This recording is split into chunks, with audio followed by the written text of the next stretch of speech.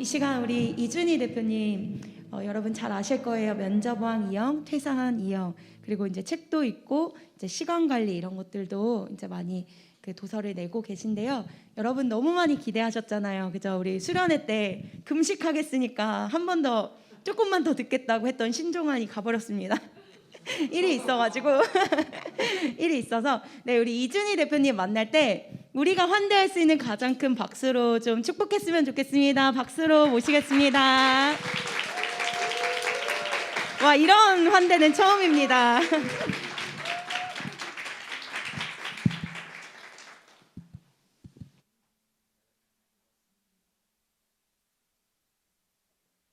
이제 될 것 같아요. 네, 반갑습니다. 잘 지내셨나요? 네, 오랜만에 몇 개월 만에 뵙는 것 같네요. 그죠?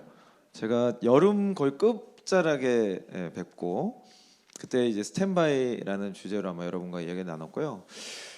그 뒤로 어떻게 여러분 삶은 많이 스탠바이 하셨나요? 주일 앞에 머무셨나요? 아니면 저게 뭐야? 뭐 먹는 거야? 뭐 이런 느낌인지 잘 모르겠네요. 저는 그 이후로 되게 여러 가지 주제에서 하나님이 스탠바이 할 내용들을 좀 알려주셨어요. 그래서 오늘 그 내용을 조금 더 이어서 여러분과 좀 나누는 시간을 가지려고 합니다. 오늘 좀 말씀 하나 같이 보길 원하는데요. 사전에 그 질문을 많이 하셨더라고요. 그래서 그 내용들을 이따가 좀 다룰게요. 그래서 일단 먼저 저한테 주시는 어떤 감동들이 있어서 그 감동들 좀 나누고 그리고 나서 이어서 또 여러분 궁금한 것들도 뭐 저의 생각이죠. 나누는 시간 갖도록 하겠습니다. 말씀은 빌레몬서 1장 21, 22절 말씀입니다. 빌레몬서 1장 21, 22절 말씀.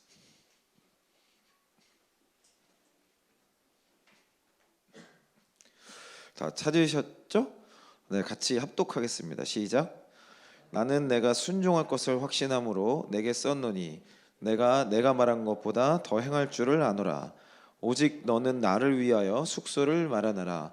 너희 기도로 내가 너희에게 나아갈 수 있기를 바라노라. 아멘. 네, 오늘 나누기 전에 제가 오면서 차가 엄청 막혔어요.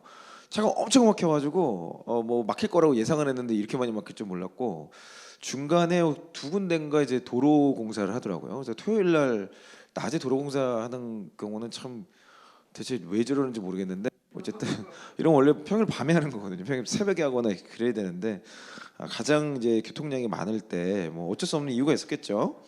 아니면 아무 생각 없이 했던지 뭐가 됐건 간에 그 과정에서 덕분에 조금 더 여러분들을 묵상하면서 기도할 수 있는 시간이 있었어요. 그래서 사실 이동 시간은 너무 은혜로운 시간입니다. 차가 막히면 막 스트레스 받는 게 아니고 그 시간은 하나님의 음성을 더 들을 수 있는 시간인 거죠. 그래서 여러분들의 삶 가운데서도 뭔가 스탠바이 해야 될 그런 모먼트가 있잖아요. 뭔가 이거 뭔가 좀 이거 아닌데 갑자기 딜레이 되는데 지금 이게 아니라 바로바로 돼야 되는데 왜 이렇지? 라고 하는 그 순간이 사실은 스탠바이하고 주님의 음성을 기다릴 수 있는 가장 최적의 타이밍일 수 있어요. 그래서 여러분들의 삶에 있어서 그런 시간들을 결코 그냥 흘려버리지 않으시기 바라고요. 오늘 시작하기에 앞서서 제가 오늘 오면서 그런 질문을 좀 여러분과 나누고 싶었어요. 여러분들은 하나님에 대한 감정이 어떻습니까? 여러분 하나님에 대한 감정이 어떠세요? 감정이 별로 안 좋습니까? 어떻게 감정이 좋나요? 아니면 아무 감정이 없나요? 저는 잘 모르겠어요. 근데 제가 오면서 이렇게 기도하고 여러분들 위해 중보하고 기도하는 이 과정에서 하나님을 향한 감정이 너무 중요하다. 요 이전 시간에 연애 관련된 내용을 이제 하셨죠. 거기 보면 다 내용이 뭐예요? 저도 뭐 못 들어봐서 모르겠지만 연애 그럼 뭐 감정이지 않겠어요, 그죠? 감정이 동해야 뭐 이게 뭐 되는 거지. 뭐 이성이든지 결혼을 뭐 이렇게 그 이성적인 생각으로만 하는 게 아니에요. 그러니까 결국에 우리가 사람이기 때문에 감정이라는 요소를 결코 배제할 수 없고 요즘에는 지금 보면은 뭐 MBTI에서도 TJ, 뭐 FP 이렇게 나뉘지만 뭐 죄다 FP인 것 같아요. 뭐 TJ들이 별로 없는 것 같기도 하고 또 TJ들은 감정이 없는 것처럼 살아요. 감정이 없나요? 그렇지 않거든요. 저도 극단적 TJ인데 굉장히 감정적이에요. 감정이라는 요소를 절대 무시해서는 안 되는데 TJ들은 문제가 감정이 없다라고 감정적으로 인식을 해요. FP들은 감정이 모든 것이라고 이성적으로 생각을 해요. 이게 뭐야 이게? 이 사람들이 진짜 TJ인 거 아니에요? 그러니까 자기 감정이 제일 중요해. 그러다 보니까 이제 굉장히 이기적이고 자기 생각밖에 안 하는 아주 미숙한 사람으로 계속 살아가게 되는 거죠. 어른이 된다, 성숙해진다. 그게 뭐예요? 나의 감정보다 다른 사람의 감정이나 상황을 먼저 존중해주고 배려하는 사람이 성숙해지는 거죠. 그런 사람들이 이제 어른이 되어가는 겁니다. 뭐 어찌됐건 간에 중요한 것은 감정이라는 것이 너무 중요하다는데, 저는 어쨌든 시작하기 앞서 여러분께 이 질문을 드리고 싶었어요. 여러분은 하나님에 대한 감정이 지금 어떠세요? 하나님에 대한 감정이 딱히 떠오르지 않는다. 아, 그러면은 지금 사경회가 아니라 여러분은 지금 빨리 집단 회개 의식을 들어가셔야 됩니다. 지금 이거는 하나님과 인티머시가 없다라는 거는 굉장히 심각한 거예요. 그러니까 감정이 있다라는 게 어떤 건지 제가 좀 말씀드릴게요. 되게 힘든 상황인데도 하나님만 생각하면 막 미소가 지어져. 막 너무 행복해. 하나님, 하나님, 예수님, 너무 좋아, 너무 좋아. 여러분 그 이성교제 하시는 분들은 아마 그 비슷한 경험이 있으실 거예요. 저는 이제 이성교제를 한 지 되게 오래됐어요. 뭐 한 얼마나 된지 기억도 안 나네. 하여튼 되게 오래됐어요. 되게. 왜냐면 결혼한 지가 벌써 15년이 넘었기 때문에 그만큼 되게 오래 전에 이성교제를 한 거죠. 그러니까 뭐 그 당시의 느낌은 잘 없어요. 기억이 잘 안 나요. 오늘은 저희 와이프도 같이 안 왔기 때문에 자 편안하게. 진짜 그냥 기억이 안 나는 거죠. 너무 오래전 얘기니까. 설레고 이제 이런 건 아니죠. 당연히 그런 건 아니지. 물론 이제 집에서 멘트는 그렇게 하지만. 근데 제가 그 비슷한 감정이라고 해야 될까요? 이거 하나가 지금 제가 느끼고 있는 게 뭐냐면, 지난번에 그 사경회 때 저쪽 어디였죠? 강화도에서 했을 때, 그때 아마 이렇게 언뜻 보신 분들이 있겠지만 저는 제 딸이에요. 그러니까 결혼한 지 14년 만에 하나님 자녀를 주셨어. 그 얘만 생각하면 막 너무 기뻐요. 그 나중에 여러분 꼭 다 그 결혼하시고 꼭 다 이제 자녀를 낳으시기 바랍니다. 너무 기쁜 거예요. 얘만 생각하면 뭐 그냥 너무 스트레스 받다 막 화 나고 막 이거 던지다가도 핸드폰에 이렇게 애기 사진이 있잖아요. 그 이거 보면 갑자기 막 키치키치 웃고 있어요. 그 미친 사람 같아요. 막 웃어요. 이런 게 감정이에요. 하나님을 향한 감정, 하나님이라는 존재가 여러분에게 추상적입니까? 실제적입니까? 그냥 저기 멀리 있는 뭐 어딘가에 있는 뭐 이데아 사상처럼 어딘가에 있는 절대자의 존재입니까? 아니면 지금 이 순간도 여러분과 함께 호흡하고 계시고 여러분의 희노애락에 대해서 함께 울고 웃고 하시는 분이십니까? 이 감정에 대한 부분이 해결이 안 되잖아요. 하나님을 알 수가 없어요. 사경회 왜 합니까? 사경회를 왜 해요? 하나님이 말씀이시잖아요. 말씀을 더 알아서 하나님을 알고자 함이에요. 하나님을 알고자 함이 뭐예요? 하나님과 더욱더 가까워지고 싶은 거죠. 이게 전제 조건이라는 거예요. 이 전제 조건이라는 것은 하나님과의 친밀감, 하나님을 향한 더욱더 간절함, 이런 것들이 커져야 사경회가 의미가 있어요. 아니면 이 모든 시간이 낭비인 거예요. 그러면 또 어떤 분은 나는 아무 감정 없으니까 낭비 때려칠래, 뭐 이런 분이 있을지 모르겠어요. 그게 아니죠. 내가 감정이 안 느껴진다 그러면 지금 뭔가 제가 얘기했던 이런 것들이 맞는 말 같긴 한데 나는 좀 그런 게 없는데 하시는 분들은 지금 정말 말씀을 붙잡으셔야 되는 거예요. 그리고 정말 기도하셔야 되는 거죠. 그래서 주님의 음성 진짜 들어보셔야 돼요. 음성을 들으셔야 여러분 신앙이 바뀝니다. 신앙이 바뀌어야 커리어 문제가 해결이 돼요. 왜 그럴까요? 뭘 그렇게 열심히 여러분 커리어 막 무슨 직장 생활 또는 공부 그거 왜 그렇게 열심히 해요? 열심히 하는 이유가 뭐예요 대체? 뭐 누가 얘기 좀 해보실래요? 아니 왜 그렇게 열심히 살아요? 왜 대체 왜? 누구보다도 열심히 살아봤던 제가 여러분께 질문합니다. 하루에 저는 회사 가서도 하루에 4-5시간밖에 안 잤어요. 뭐 4시간도 못 잔 날도 많아요. 그러면서 회사의 성과, 성장 뭐 그것 때문에 제가 연봉을 더 안 받아도 막 열심히 했어요. 그리고 제가 어제도 제가 지금 목 상태가 되게 안 좋은데 월요일부터 수요일까지 제가 캠프 스트리밍 하고 혹시 오신 분 계신가요? 여기 다 취업을 안 하시나? 네. 월요일부터 제가 수요일까지 매년 2번씩 자소서하고 면접 이렇게 2번씩 저자 직강을 해요. 3일, 4일 연속으로 매일 밤마다 해요. 그래서 제가 그런데 강연 초청을 많이 받죠. 근데 뭐 거의 안 가요. 왜냐면 뭐 지난번에 얘기했지만 강의 막 다니다 보면 정신이 없어요. 정신이 없고 뭐 일단 비싸. 그러니까 제가 워낙 강사라고 비싸니까 아무나 못 불러요. 제가 이렇게 뭐 오라면 오고 가라면 가는 사람이 아니에요, 여러분. 네, 근데 평강교회는 되게 쉽게 온 것 같아요. 오라 그래서 네 그리고 왔어요 지금. 그게 참 재밌죠. 네, 막 대기업도 비롯해서 뭐 대학교 뭐 연합회 공기업 무슨 전체 취업원 뭐 엄청 많이 요청이 와요. 방송국에서도 많이 요청 와요. 그럼 제가 거기에서 내가 당신의 그 기업 혹은 방송국에 왜 가야 되는지를 납득을 시키세요. 이제 그러면 대부분 다 말을 못 해요. 그럼 뭐 강사비 뭐 어쩌고저쩌고 얘기하면 제 원래 강사비가 이런데요. 줄 수 있어요? 막 그러면 그거는 안 되는데요. 그럼 연락하지 마세요. 그리고 대부분 물론 이제 제가 안 해요. 제가 그렇게 하면은 안 되고 저희 직원이 이것만 담당하는 사람이 있어요. 그러니까 그냥 얼마 밑에 그냥 됐어. 나 꺼지라 그래. 막 이러면서 아예 이거 시작 조치가 안 됩니다. 시작 조치가. 근데 평안교회는 왜 이렇게 쉽게 온 거예요? 여러분 때문에 왔어요. 여러분 때문에. 아니 이게 박수 치라는 게 아니고 박수 치라는 게 아니고 목사님한테 말렸어 제가. 지금 평강교회 이 청년들이 지금 대한민국을 바꿀 청년들이다. 지금 이 사람들 당신이 깨워야 되지 않겠냐 막 그래가지고 그러면 대한민국을 바꿀 사람들이면 저 갑니다. 그래서 어쨌든 월요일 수요일 그냥 무료로 하는 거죠. 유튜브에서 그 어떤 강연보다 더 준비를 심혈을 기울여서 그냥 무료로 해요. 그러니까 수천 명이 계속 오는 거죠. 스트리밍 할 때마다. 그런 사람들이 뭐 울고 웃고 인생이 바뀌고 뭐 깨어지는 경험들을 해요. 뭐 그런다고 인생이 바뀔지는 잘 모르겠어요. 강의 듣는다고 인생이 바뀌는 사람 별로 없거든요. 오늘도 마찬가지. 오늘 제가 아무리 여러분들 무슨 얘기하고 오늘 하루 종일 막 선교사님 뭐 저 막 오셔갖고 아무리 얘기를 해도 여러분의 감정이 바뀌지 않잖아요. 그러면 결국 안 바뀌어요. 그냥 이거 다 시간 낭비, 시간 낭비. 그래서 제가 어쨌든 월요일, 수요일 쭉 진행하면서 하도 제가 흥분해서 막 소리 지르고 가지고 목이 좀 간 상태로 목요일은 또 GDR이라고 저희 대전에 한 명을 만나러 갔다 왔어요. 가는데 3시간, 오는데 3시간. 그 팀장들 다 데리고 가서 너 어떻게 살고 있냐? 너 진짜 GDR 맞아? GDR이 뭔지 아시나요? 갭도라이의 약자예요.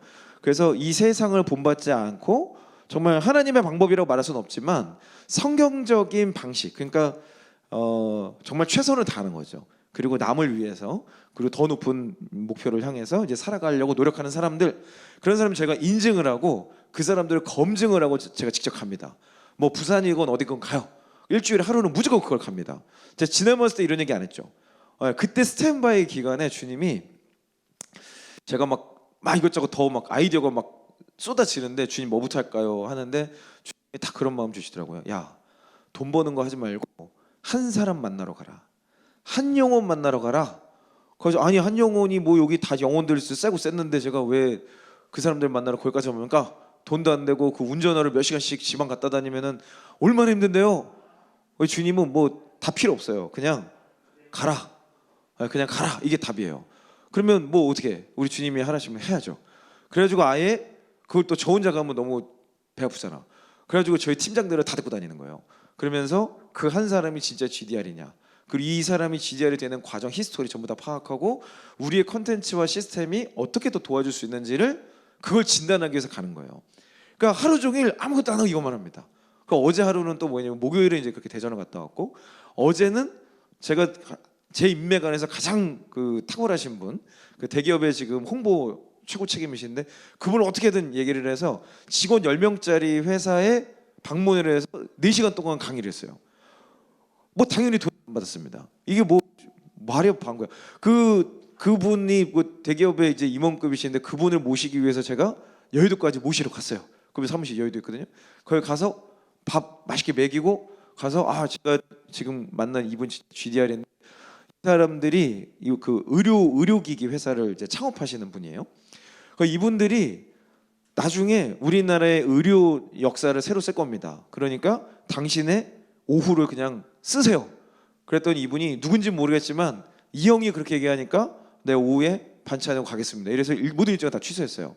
그래서 이제 저랑 제가 또 그분을 모시고 2시간 넘게 또 차가 엄청 막히더라고요. 거기서 분당까지 또 갔어. 그분 사무실로. 뭐 오라고 안 해요. 거기까지 가가지고 그분들 고민 제가 다 들어주고 또 제가 생각하는 솔루션도 드리고 그랬더니 그분이 고맙다고 또 해주시더라고요. 그래서 같이 또 밥 먹고 그리고서 저녁 8시가 돼서 헤어졌어요. 그러니까 저는 목요일 금요일을 아무런 매출 활동 상관없이 아무런 연결점 없이 그냥 네, 이거 훨씬 좋네요. 하울링만 좀 노래 불러야 될 것 같아가지고 하울링만 좀 빼시. 아니 왜 이렇게 4년 만에요? 여러분 여러분 왜 제가 이렇게 살 것 같아요? 그럼 여러분은 그렇게 사실 수 있어요? 아니 진짜 땡겨놓으면 안 된다니까. 오히려 가서 돈만 쓰고 온다니까요. 나의 모든 에너지를 다 써가지고 그거 왜 그렇게 사냔 말이에요. 그러면 어떤 분들은 아니지, 나는 내가 일을 했으면 당연히 돈을 돈을 주는 만큼 난 일해야지. 아니 그렇게 생각하면 그 돈 벌어서 대체 뭐 하시려고요? 난 이제 이 질문을 드리는 거죠.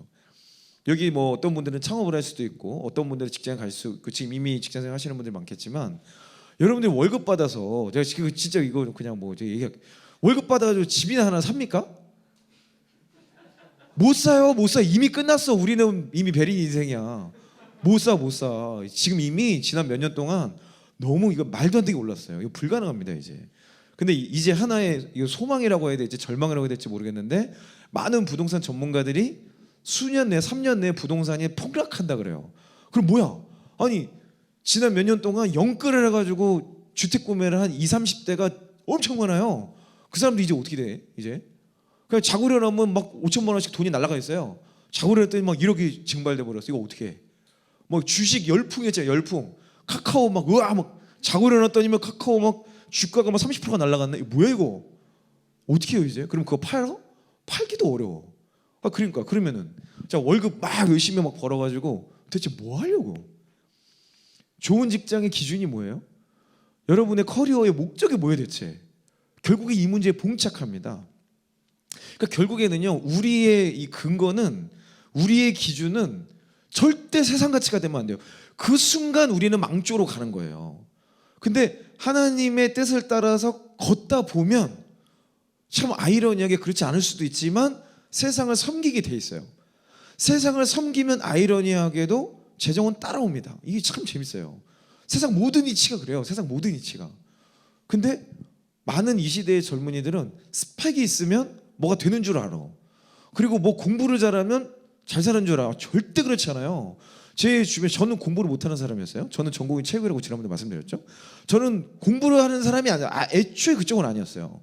근데 비즈니스를 경험해보고 이렇게 여러 가지 활동을 하다 보니까 제가 정말 많은 사람들을 보는데 정말 똑똑해.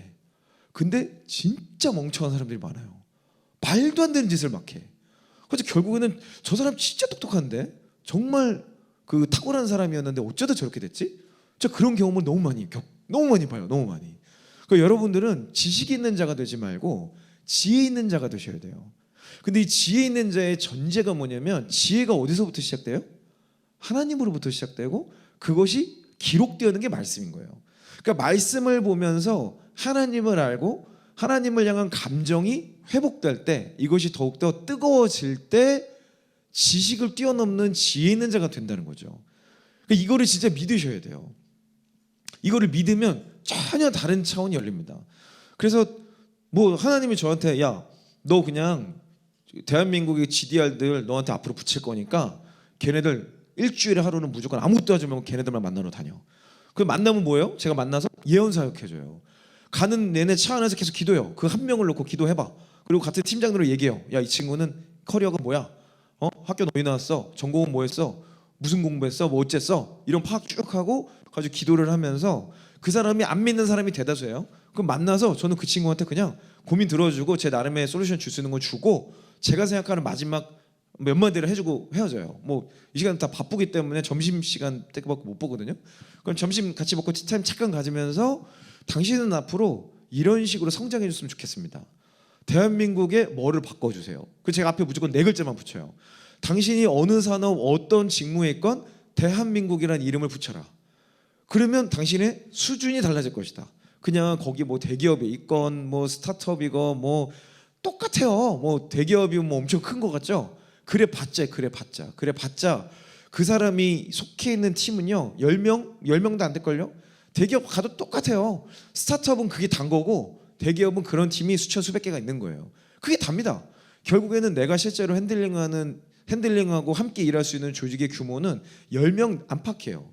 그 이상 되면 조직 설계가 잘못된 거예요. 대부분 리더십이 영향을 미칠 수 있는 이 확률을 분석해 보면 7명이 넘어갈 때부터 관리율이 확 떨어집니다. 그러니까 그 이상 관리를 안 시키는 거예요. 일반적으로 그 HR적인 분석을 하는 회사라면 그 규모 있게 가져가진 않아요. 그런 조직들을 쌓아 올려서 큰 팀장이 있을 수는 있지만 최소 단위는 7명 정도. 그리고 5명에서 7명. 정말 말도 안 되게 많은 데가 10명. 그 10명은 보통 조직이 개판이죠. 관리가 안 돼요. 그리고 너무 또 적으면은 이게 막 서로 이게 감정 소모가 너무 심해져서 최소한 3명에서 5명. 그리고 조금 키퍼가 있다 그러면 5명에서 7명. 요 정도 한 2가지 이라고 보거든요. 그러니까 어쨌든 그런 일들을 해 나가면서 내가 느끼는 감정이 뭐냐? 우리가 일을 하다 보면 내가 원치 않는 일을 할 때도 있고 내가 하기 싫은데 해야 되는 경우도 있어요. 근데 그때 그 일을 할 수 있는 순간은 누군지 아세요? 언제 어떤 사람이 그 일을 해낼 수 있는지 아세요? 감정이 좋은 사람이에요. 그러니까 내 상사가 나한테 말도 안 되는 일 시켰어. 머리로는 이해가 안 돼. 아, 이런 진짜 말도 안 되는 짓을 내가 왜 해? 내 2월급 받고 내가 이렇게까지 일해야 돼? 라고 생각하는 사람이 있는가 하면 어떤 사람은 그냥 감정이 좋아요. 그래서 아니 뭐 우리 팀장님이 저렇게 말씀하신 이유가 있겠지. 저게 맞을 거야. 한번 해보지 뭐. 이렇게 이지고잉하는 사람이 있어요. 이런 사람이 결국 회사에서도 성장합니다. 왜냐면 여러 가지 경험을 하게 되거든요. 그리고 팀장님이 이 사람을 신뢰하게 돼요. 근데 팀장님은 내 눈앞에 있는 사람이죠. 내 눈에도 보이지 않는 하나님을 향한 감정은 어때야 될까요? 그러니까 하나님에 대한 감정이 좋은 이유가 그냥 그분이 안 계신다고 생각하는 걸 수도 있어요. 우리는 하나님 믿습니다 막 말하고 말은 하지만 실제로는 그분을 본 적도 없어. 만난 적도 없고 그냥 허구야 허구. 허구니까 그 사람에 대한 아무런 감정이 없어요. 여러분 히틀러에 대한 감정이 있어요? 막 히틀러 그러면 막 이래요? 없잖아. 그죠? 그럼 뭐 저기 또 누구 해볼까? 찰스 다윈 그러면 막 되게 막 감정이 막 안 좋아요? 아니 감정이 막 좋아요? 찰스 다윈 그러면 이거 완전히 이제 우리는 저런 처죽을 막 이제 이래야 되는데 여러분 그러냐고. 아무런 감정 없죠. 만난 적도 없잖아. 그리고 뭐 저 사람이 나한테 무슨 영향을 줬어? 그러니까 그런 존재이냐 하나님이. 이게 저는 너무 중요하다는 거예요. 여기에서부터 우리는 모든 게 시작됩니다. 맨 끝에 내가 이해할 수 없는 그 순간에 갔을 때도 순종할 수 있는가? 그거는요 평소에 하나님을 향한 감정이 쌓여있던 사람만 할 수 있어요. 반복적으로. 그 예전에 그 동남아시아 쪽에서 인도네시아였나요? 엄청난 쓰나미가 덮친 적이 있어요. 뭐 기억하실 분 있을지 모르겠어요. 그때 뭐 엄청나게 많은 사람이 죽었는데 그때 뭐 파도가 뭐 30m랬나 막 어마어마한 파도가 해일이 닥쳤죠. 그때 너무나도 많은 사람들이 그 해변에 있었는데 몇 명이나 도망갔을까요? 그런 게 이게 쭉 밀려오면 막 사이렌도 울리고 도망가야 되잖아요. 그죠? 근데 그 CCTV나 이런 걸 보면은 도망치는 사람이 거의 없어요. 그 왜 그런가를 많은 심리학자들과 그런 구조학 하시는 분들이 연구를 했어요. 그 결과가 뭐냐? 사람들은 머리의 지식으로 움직이는 게 아니다. 뭘로 움직이냐? 몸의 배인 습관대로 움직인다. 그러니까 여러 번 경험해 본 사람만 그 상황을 딱 보자마자 헤일이 왔어. 빨리 도망가야지. 이게 반사적으로 움직이고 나머지 대다수의 사람들은 그냥 저거 뭐지? 그러다가 점점 가까이 오니까 파도네? 오씨 저거 맞으면 죽겠는데? 근데 벌써 지금 내 눈앞에 와 있는 거예요. 아무도 반응을 못하고 그냥 언다 그러더라고요. 저도 그런 경험은 없는데 산에서 호랑이나 곰을 만나면 딱 그렇대요. 움직여야 되는데 못 움직인대요. 그냥 얼음 해가지고 가만히 있다가 잘 근처에 왔을 때까지 벌벌 떨고만 있다가 당한다고 하더라고요. 그러니까 평소에 그 상황을 시뮬레이션 해놓고 움직여보고 일해봤던 사람만 그 순간을 살아내는 거예요. 우리의 신앙생활은 어때요? 여러분 신앙생활의 목적이 뭐예요? 목적이 뭡니까 여러분? 저한테 그걸 묻는다면 저는 예수님 만나는 거예요. 예수님은 지금도 만나요. 지금도 같이 있어요. 그리고 오면서도 예수님과 같이 얘기하면서 왔어요. 근데 이런 거 말고 페이스 투 페이스로 진짜로 그냥 예수님 그 제자들처럼 옆구리도 좀 찔러보고 제일 먼저 만나면 손가락 저는 여기부터 좀 이렇게 좀 만져보고 싶은데 그런 거 진짜. 그럼 그거 뭐예요? 내가 빨리 육신이 죽어서 천국 가든지 아니면 예수님 빨리 오시든지 뭐 둘 중에 하나인 거 아니에요? 영적인 체험 말고 진짜 그러려면 그렇잖아요? 그러면 뭐예요? 결국에는 예수님을 만나는 그 순간에 대한 사모함이 필요한 거죠. 그 사모함이라는 게 뭐예요? 감정이에요. 감정. 내가 그분을 만나는 그 감정이 막 깨어나야 돼. 그 순간 이 모든 게 우리의 삶에 다 연결이 돼 있어요. 그래서 내가 내 인생에서 지금 이 순간 최선을 다해야 되는 이유는 뭐예요?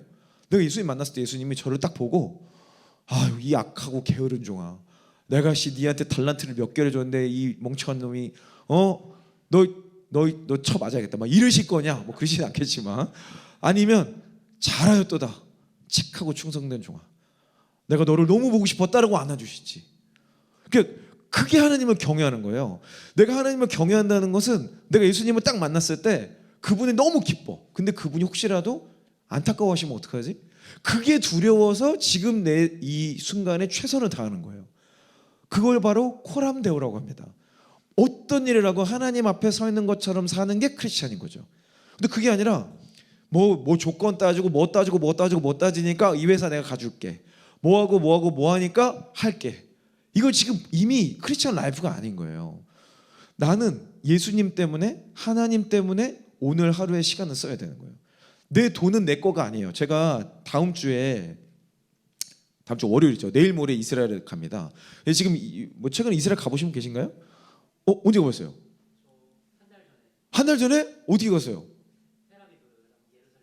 그러니까 뭐 성지순례로 간 거예요? 출장으로 며칠이나 했었어요? 그럼 회사 돈으로 갔다 왔겠네요? 아주 잘 갔다 오신 거예요. 지금 이스라엘 물가가 장난 아닙니다. 겪어보셨어요? 아니 호텔을 알아보네. 제가 잘 알아요. 저는 이제 곧 그 이스라엘 전문 여행사를 런칭을 할 거기 때문에 잘 아는데, 아니 원래는 이게 한 10일 정도 가요. 그러면 한 인당 한국 돈으로 한 350에서 400 정도? 그 정도면 아주 초특급으로 갈 수 있어요. 이게 제가 그 루트를 다 아는데 그 호텔들도 잘 알고. 아니 근데 요번에 가려고 보니까 지금 인당 지금 저희는 800만 원 가까이 했습니다. 장난 아니죠. 직항도 없어요. 무슨 항공기 타고 갔어요? 터키. 저도 터키 항공 타고 가거든요. 근데 걔네 너무 자본주의야. 아니 뭐 무슨 가방 하나 더 드는데 20만 원 더 내래요. 그 이슬람식 자본주의 같아. 진짜 자본주의가 아니고, 진짜 자본주의는 그렇게 안 해요. 그러니까 우리 대한항공이 좀 진짜 자본주의 같고 이슬람식 자본주의인 것 같아. 하여튼 좀 이상해. 걔네 좀 이단 같아, 이단. 근데 어찌됐건 간에 그 돈을 쓰면서 가야 돼. 근데 제가 이 11월 달이 너무 중요한 시즌이에요. 비즈니스적으로 되게 중요한 브랜드 런칭이 이때 저희가 다 준비가 돼 있는데 이때 제가 자리를 비워야 되는 거예요. 근데 제가 이걸 왜 가? 나 대체 왜 가? 나 도무지 모르겠어. 내일 모레 가거든요. 저 지금도 기도하고 있어요. 주님, 근데 제가 왜 지금 이 돈을 써가면서 이스라엘을 가야 됩니까? 저 성지순례 여행 가는 것도 아니에요. 그럼 왜 가는 거예요 대체? 누가 좀 알려주세요. 저한테. 진짜 모르겠어요. 진짜로. 나중에 뭐 제가 또 다시 볼 기회가 있으면은 제가 갔다 와서 주님 뭐라 하시는지 모르고. 어쨌든 제가 기도하는데 11월 달에 이스라엘 들어가라는 거예요. 밑도 것도 없어. 하나님 완전히 진짜 무슨 가스라이팅 대박이에요, 대박 진짜. 뭐 좀 알려줘야 될 거 아니에요. 뭐 아무것도 없어. 그냥 가라. 그래가지고 알아봤더니 왜 이렇게 비싸? 장난 아니에요. 직항도 없어. 그래 또 이런 거 갈 때 솔직히 전 가지고 같이 가야 돼. 그러니까 그 이제 20개월 된 딸애를 데리고 17시간 비행을 해야 돼요. 와, 제가 미쳐버리겠어. 얘를 데리고 어떻게? 그러니까 막 이 모든 게 막 지금 저는 너무 혼란스러운데 일단 이스라엘을 가야 돼. 그러니까 왜 가는지도 모르겠고 일단 그냥 순종하고 티켓팅 호텔 예약만 해놨어요. 지금 그게 다야. 호텔도 안 돼. 너무 비싸가지고 에어비앤비를 잡았어요. 에어비앤비로 뭐 이렇게 해도 그냥 800이야. 미쳐버리겠어 아주. 그래서 지금 어쨌든 이 모양 저 모양으로 사람들이 연결이 돼 있어요. 제가 간다 그러니까 무슨 그 유대인 공동체의 탑 리더십 몇 분들을 만나기로 지금 돼 있고, 그 현재 이제 기도의 집이라고 이제 운영하는 곳이 있는데 거기 리더십 분들 다 만나기로 돼 있고, 그 예루살렘에 그 다윗성이라는 곳이 있어요. 거기에 그 성전산 바로 옆에, 거기가 진짜 예루살렘이었을 것이다라는 이제 고고학자들이 있는데 거기 밑에서 멜기세덱 제단이 발견이 됐어요 최근에. 그래서 그런 것들을 발굴한 고고학자랑 만나게 됐어요. 그래서 제가 이분들을 만나서 무슨 얘기를 해? 내가 고고학자를 만나가지고 멜기세덱의 제단에 대해서 내가 뭐 할 얘기가 아무것도 없어요. 나한테 이 사람 왜 만나는 것이며, 현재 있는 유대인 리더십들은 왜 만나며, 현재 가장 큰 이스라엘에서 가장 큰 여행사 사렐이라는 유대인 여행사가 있습니다. 그 회사의 글로벌 그 세일즈 총괄 디렉터를 만나기로 했어요. 그 사람하고 만났나 좀 할 얘기 있을 것 같아. 비즈니스 얘기 하면 되니까. 나머지는 내가 도대체 왜 만나는지 모르겠어. 근데 왜 가요? 주님이 가라시니까. 근데 제 감정은 어때요? 너무 좋아요. 너무 기대돼. 그러니까 너무 힘들어. 너무 가기 싫어. 근데 너무 좋아. 이게 뭐야 진짜. 이해가 안 되죠. 이게 이해가 돼야 돼. 그 모먼트가 진짜 하나님을 만난 거예요. 그래서 제가 제 자녀 지금 20개월 된 아이, 딸을 이제 자녀를 나중에 키워보시면 아시겠지만 애랑 같이 있잖아요. 너무 행복해. 근데 너무 미쳐버리겠어. 너무 힘들어. 진짜 뭐 자고 있으면 와가지고 저를 막 따귀를 딱 대면서 아빠 예배 막 그래요. 그래가지고 가가지고 자기 혼자 뭐 또 예배 드리고 있어. 저 안 따라오면 막 코 막 쑤시고 막 난리를 쳐요. 너무 힘들어. 막 미쳐버려. 잠을 못 자게 해요. 근데 너무 사랑스러워. 그러니까 이 모순적인 감정이 느껴지면서 결론은 뭐예요? 사랑한다요. 사랑한다. 여러분이 진짜 하나님을 사랑하잖아요. 내 거를 그냥 내려놓게 돼 있어요. 나의 시간, 내 돈, 내 커리어, 명성 모든 걸 다. 그러니까 지금 제가 갑집을 하는 것은 단순히 여행 경비가 아닌 거예요. 굉장히 많은 기회비용을 내려놓고 그 선택을 의도적으로 취하는 거죠. 오늘 이제 말씀을 보면 사실 그게 좀 더 극단적으로 드러나는 사례인데 빌레몬서 평소에 많이 묵상하시나요? 처음 보시는 분들도 있죠. 이게 한 장짜리 성경이에요. 그래서 거의 이거 안 하는 건데 제가 최근에 말씀을 보다가 빌레몬서 한 장이 너무 은혜가 되는 거예요. 그러니까 이런 경험을 해야 돼요. 여러분들 말씀을 사경해하고 막 그러면 말씀을 보다가 이런 말씀이 있었네, 이런 성경이 있었어. 그래서 막 뜨거워져야 돼요. 그래서 제가 이 말씀을 딱 보는데 사실 예전에 저는 이거 몇 년 전에 제가 그 일산에 살 때 그때 교회에 처음 제가 이제 그 신앙생활을 했던 그 교회에서 하여튼 뭐 과정이 너무 기니까 생략하고 그분들이 미국을 갔는데 저랑 이제 가까운 부부가 미국을 가서 이민을 아예 가겠다고 갔는데 뭐가 잘 안 된 거예요. 그래서 한국으로 돌아와야 되는데 오기 전에 먼저 좀 이렇게 주변 정리를 해야 된다고 한 달 정도 어디 머물 곳을 좀 알아봐 달라는 거예요. 근데 그때 공교롭게도 제가 성경 일독하고 있던 데가 빌레몬서였어요. 근데 여기 보면은 오직 너는 나를 위하여 숙소를 마련하라 이렇게 써져 있는 거예요. 그래서 제가 그때 너무 싫은 거예요. 그 자매, 그것도 자매예요. 그러니까 저희 와이프랑 연락을 해가지고 아니 우리 집에 갑자기 자매 한 명 한 달 동안 산다 생각해 보세요. 방 2개밖에 없는데 방 1개를 그 친구가 쓴다고 생각해보면 한 달 동안 편하겠어요? 진짜 불편해요. 그 남자들은 진짜 너무 불편해요. 여자들도 뭐 그렇겠죠? 갑자기 그 형제가 한 달 동안 우리 집에 산다고 생각해보면 얼마나 불편해요. 나랑 친했던 사람도 아니야. 그냥 어떻게 우리한테 연락이 와가지고 이 말씀을 가지고 그냥 순종했던 기억이 있어요.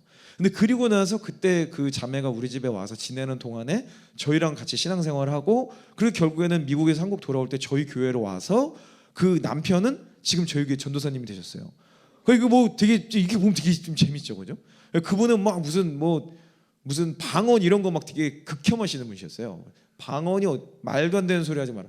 성령의 음성 이거는 말씀에 닿았던 말씀 막 굉장히 좀 지금 생각해 보면 종교적이셨던. 근데 우리 교회 와서 예배 드리더니 갑자기 저 뒤에서 보니까 쓰러져 있더라고. 그래서 형 거기 왜 누워 있어요? 근데 말도 안 하고 막 이러고 떨고 있어. 그때 지금 전도사님 가신.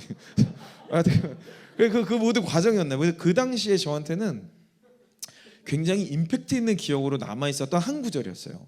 근데 최근에 제가 이 말씀을 다시 보다가 그러니까 이제 성경의 말씀을 계속 이제 다시 봐야 되는데 다시 보다 보니까 조금 더 상황이 입체적으로 보이더라고요. 이 빌레몬서의 배경은 이렇습니다. 빌레몬이라는 사람에게 사도 바울이 보낸 편지예요. 빌레몬이 누구냐? 거대한 노예 무역상을 하고 있던 주인입니다. 거부죠, 거부. 돈이 많았던 사람이에요. 노예들이 엄청 많았어. 당시에는 노예는 그냥 그 사람의 소유물이었어요. 뭐 가축보다도 못한 존재였죠. 그러니까 얼마든지 뭐 죽일 수도 있고 뭐 심지어 황제조차도 그 당시 문헌을 찾아보니까 황제조차도 주인에게 그 의견을 구하지 않고 함부로 노예를 다루지 않았다 하더라고요. 그만큼 주인에게 소속된 정말 중요한 소유물이었는데 이 빌레몬이라는 이 거대한 이 사람 밑에 노예로 있었던 오네시모라는 사람이 도망을 칩니다. 도망을 쳐서 자기가 안 걸리려고 그 당시 가장 큰 도시였던 로마로 숨어 들어가요. 그러다가 뭐 노예가 뭐 할 수 있는 게 뭐 있겠어요? 도둑질하다가 잡혔는지 뭐 했는지 모르겠지만 감옥에 잡혀 들어갔네. 근데 공교롭게도 그 감옥에 바울이 있었던 거예요. 그래서 바울이 그 당시에 나이도 많고 연로해지고 몸이 아픈데 오네시모가 은혜를 받고 바울을 이렇게 잘 이렇게 극진히 모십니다. 그러면서 이 사람은 완전히 변화되고 바울이 이 사람을 다시 빌레몬에게 보낼 때 쓴 편지예요. 그러니까 지금 여러분 잘 생각해 보세요. 우리 왜 추노라는 영화도 있잖아요. 노예는 일단 도망가면 걔 무조건 죽여야 돼요. 왜 그래요? 이거는 동서고금막론하고 무조건입니다. 왜 그래요? 본보기를 삼아야 되거든. 도망가면요 그 노예 한 명의 값어치의 10배 이상의 돈을 써서라도 잡아요. 그리고 보는 앞에서 무조건 죽입니다. 노예는 도망가는 순간 죽는 거야. 이걸 보여줘야 돼요. 그러니까 당연히 그렇게 해야 되는 존재인 거야. 근데 바울은 뭐라고 그러냐면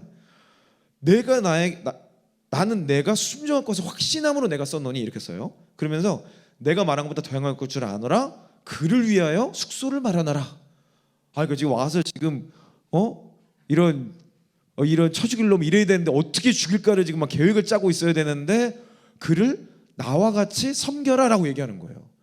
근데 빌레몬에게 바울은 누구냐? 영적 스승입니다. 영적 아비예요. 그러니까 아니 내가 지금 쟤를 죽이려고 준비하고 있었는데 이 죽여야 될 사람이 갑자기 영적 아비가 돼야 되는 거야. 여러분 이 상황에 좀 시뮬레이션을 좀 한번 해보세요. 여러분 중에 진짜 원수 있죠, 원수. 아니 진짜 원수를 사랑하라 거의 그 말씀이라니까. 진짜로? 그게 돼요? 원수는 사랑할 수 있지만 그 우리 회사 상사는 사랑이 안 되죠. 뭐지 그런 거예요, 그런 거. 그게 진짜 원수거든요. 근데 제가 이걸 보면서 바울이 이 빌레몬서에서 계속 그런 얘기를 해요. 13절 14절에 보면 같이 펼쳐보신 분 한번 읽어보세요. 그를 내게 머물러 있게 하여 내 복음을 위하여 갇힌 중에서 내 대신 나를 섬기자 하고자 하나 다만 내 승낙이 없이는 내가 아무것도 하기를 원하지 아니하노니 이는 너의 선한 일이 억제같이 되지 아니하고 자의로 되게 하려 함이라. 지금 여기 뒤에 말씀에 계속 뭐라고 나오냐면 야 내가 너한테 지시할 수 있어. 맞지? 근데 나 너한테 지시하지 않을 거야. 너가 자의로 하길 원해. 이게 뭐예요? 가스라이팅이에요. 가스라이팅. 그렇잖아. 완전 가스라이팅이지.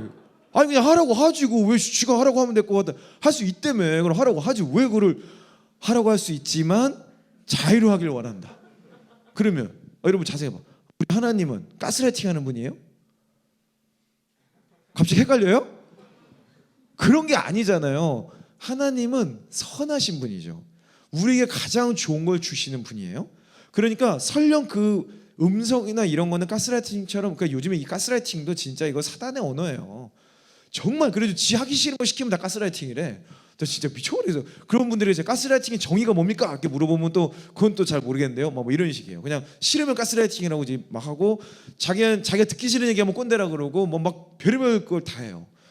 뭐 근무 시간에 막 업무를 시켜도 직원들 워라벨이 아니라고 그러고 그 야 근무 시간이잖아. 그러면 그럼 가스라이팅이라고 그러고 그러면 가스라이팅 하는 사람이니까 꼰대라고 그러고 뭐 에이 퇴퇴퇴 뭐 어쩌라는 거예요 대체. 하나님은 가스라이팅 하는 분이 아니세요. 이게 뭐냐면 하나님을 향한 신뢰가 있는 사람입니다. 하나님을 향한 감정이 살아있는 거예요. 그러니까 빌레몬이 이게 인간적으로 말이 안 되잖아요. 말이 안 되는데도 그것을 순종하는 거죠. 그것을 순종할 것이라고 바울은 확신하고 있는 거예요. 이미 여러 차례 경험을 해봤기 때문에. 그래서 하나님이 우리에게 이렇게 말씀하십니다. 지금 여러분에게 하나님이 주시는 부담이 뭐예요? 여러분 그거 순종하셔야 돼요. 오늘의 사실 이 메시지의 제목이죠. 제목이 뭐냐면 충성의 조건입니다. 충성. 제가 스탠바이를 한참을 묵상하는데 스탠바이가 뭡니까 주님? 스탠바이를 제가 어떻게 더 잘해야 됩니까? 라고 묵상하는 과정에서 주님이 한 단어를 딱 주셨는데 그게 이거였어요. 충성이다. 충성과 순종은 어떻게 다르죠? 뭐 사실 같은 거예요. 근데 순종의 극단적 표현이 충성이죠. 충성은 주로 어디서 쓰는 용어예요? 군대에서 쓰는 용어죠. 근데 우리는 다 뭐가 돼야 돼요? 군대와 같이 당당한 하나님의 군사들이 되어야 되죠. 그러니까 영적 전쟁, 에베소서 가보면 우리의 신앙생활은 영적 전쟁과 같다 그래요. 우리가 군사가 되지 않으면 절대 이길 수 없다고 나옵니다. 무조건 이겨야 돼요. 그러니까 그 전신갑주를 입으라고 하잖아요. 이게 벌써 군사의 비유고 교회가 뭐예요? 에클레시아죠. 에클레시아라는 이 원어의 뜻이 뭐예요? 군대 갔다 오신 분들은 아실 텐데 분대라는 뜻이에요. 분대. 그러니까 실제 로마 군대가 전투를 나갈 때 스크럼 짰던 단위를 에클레시아라고 썼어요. 그러니까 교회가 뭐예요? 군대요, 군대. 담임 목사님 대대장님인 거예요. 지금 목사님 중대장님이라니까? 중대장님 맨날 실망하시는 거 아니에요? 그러면 안 되는 것이고 우리는 군대로서 서야 돼요. 군대로.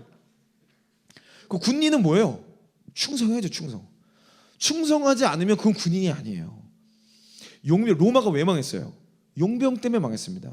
싸움의 기술이 가장 능수능란한 사람이 용병이에요. 근데 그 용병 때문에 망했어요. 왜요? 그들은 충성하지 않습니다. 왜요? 조건을 따지고 들어온 사람이거든요. 연봉 얼마 줄 건데요? 내가 이 전투에 참여하면 혹시 죽이면 내 가족들 어떻게 책임져 줄 거예요? 뭐 하면 나는 어떤 명예를 얻을 수 있나요? 이거 다 따져. 그러면서 갔더니 진짜 목숨을 걸어야 될 상황이 딱 오니까 도망가 버리는 거죠. 그러니까 말도 안 되는 데서 구멍이 뻥 뚫리고 그 정말 세계를 호령하던 제국이, 인류 역사에 남아있던 제국이 한순간에 무너져 버리는 거예요. 여러분은 용병이 되실 거예요? 진짜 군사가 되실 거예요? 여러분 군사가 되셔야 돼요. 군사가 되려면 하나님을 향한 감정이 뭐가 돼야 되냐? 이 충성이 돼야 됩니다. 제가 여러분 만나고 나서 10월 1일, 한두 달 지났죠? 10월 1일이 무슨 날인지 아세요? 10월 1일? 다 모르시나? 국군의 날이에요. 국군의 날. 국군의 날인데 그날 국군의 날 행사를 합니다. 그래서 뭐 막 비행기도 막 날아다니고 뭐 포도 막 빵빵 쏘고 난리를 쳐요. 근데 제가 그거를 뭐 잘 보지 않는데 그날 무슨 특수전 무슨 부대가 나와가지고 막 격파 시범을 하고 뭐 어쩌고 하더라고요. 그래서 이거 재밌겠네. 그래서 잠깐 봤어요. 유튜브에서 잠깐 봤는데 거기에 뭐 한 200명 정도가 군대가 쫙 오하열을 맞춰가지고 막 이거 찌르기 하고 막 소리 지르고 막 그러는데 여성 비율이 압도적으로 높아졌더라고요.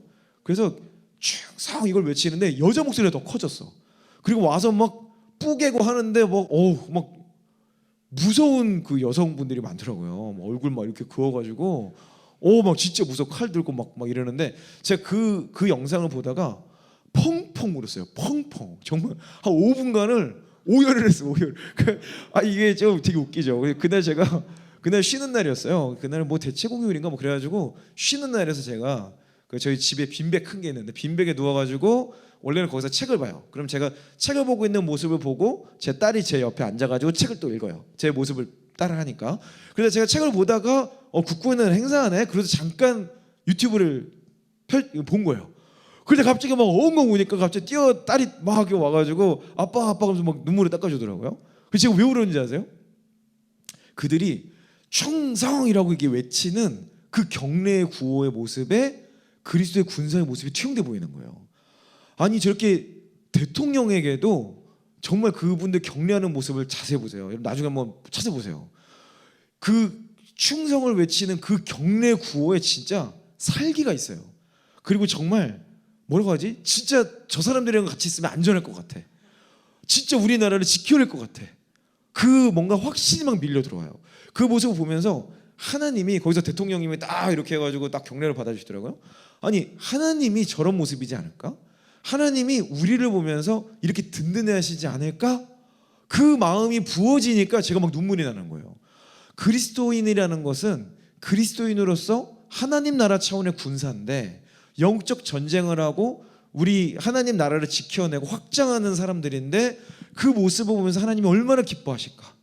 그 하나님의 마음이 부어지니까 뭐 그게 무슨 뭐 좋은 행사냐 나쁜 행사냐 뭐 또 뭐 대통령이 마음에 드냐 안 드냐 뭐 여성 비율이 높냐 이런 차원이 아니고 영적인 차원으로 제 안에 터치가 일어나는 거죠.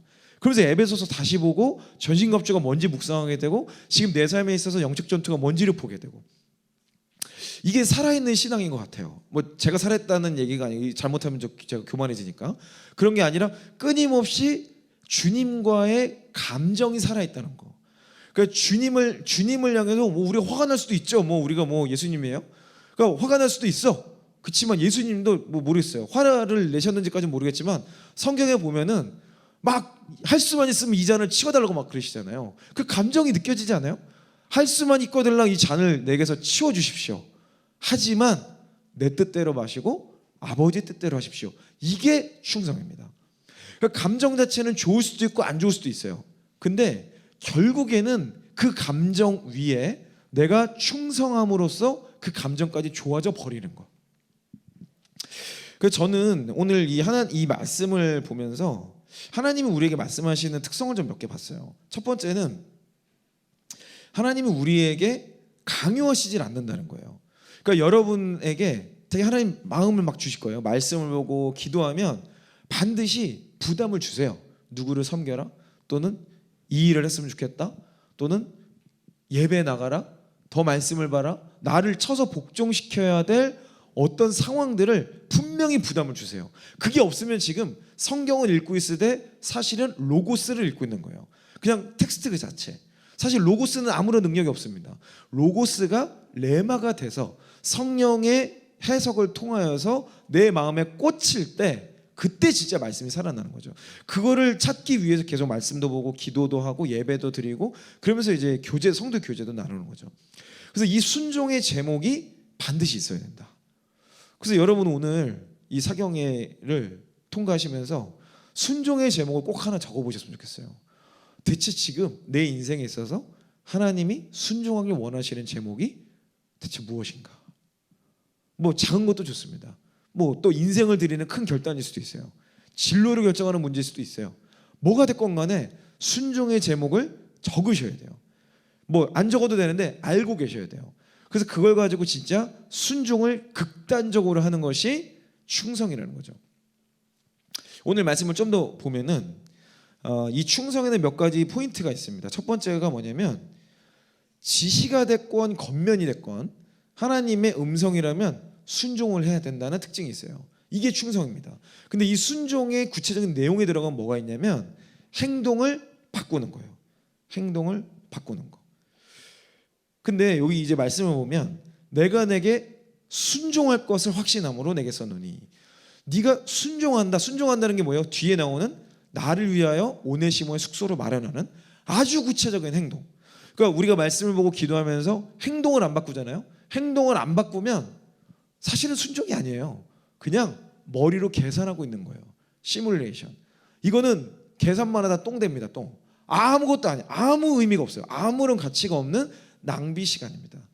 작더라도 행동을 바꾸셔야 돼요. 갑자기 이스라엘 왜 가는지 저는 지금까지는 모르겠어요. 하지만 티켓팅 일단 하는 거예요. 그리고 일단 에어비앤비 잡어. 그리고 뭐 어떻게 할지 모르겠지만 일단 연결되는 사람들을 만나.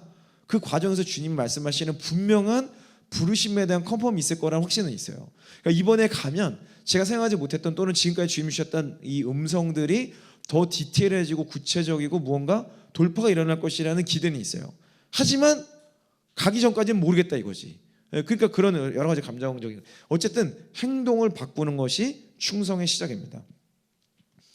근데 여기에서 이제 행동에 있어서 21절에 참 우리가 부인할 수 없는 구체적인 수준을 이야기해요. 내가 순종할 것을 확신함으로 내게 썼노니 내가 뭐라고 나오죠? 내가 말한 것보다 더 행할 줄 아노라. 그냥 어설프게 하면 안 되는 거예요. 이게 순종을 하라 이스라엘 가라 그랬어. 근데 터키까지만 갔다 오면 안 되는 거예요. 이스라엘을 가기로 했으면 완전히 이스라엘 몰빵을 해요. 여러분 삶의 그 순종의 제목이 뭐냐? 그러면 누군가를 예를 들어서 누군가를 섬기라 그랬어? 그럼 뭐 티타임 뭐 커피 하나 사주고 기프트콘 보내고 이런 게 아니고 그냥 모시고 뷔페를 가. 그러니까 뭐가 됐건 간에 그 이상 더 행할 줄 아노라. 그러니까 하나님은 우리를 조종하시는 분이 아니기 때문에 방향성만 주십니다. 그 최소한의 순종의 가이드라인을 주시는 거예요. 그리고 여러분이 진짜 그것을 순종을 충성을 다한다는 의미는 뭐냐면 그 이상 내가 말한 것보다 내가 더 할 줄 아노라. 더 행할 줄 아노라. 행동을 더욱더 극대화시켜서 하는 거죠. 히브리서 3장 15절에 이런 말씀이 있습니다.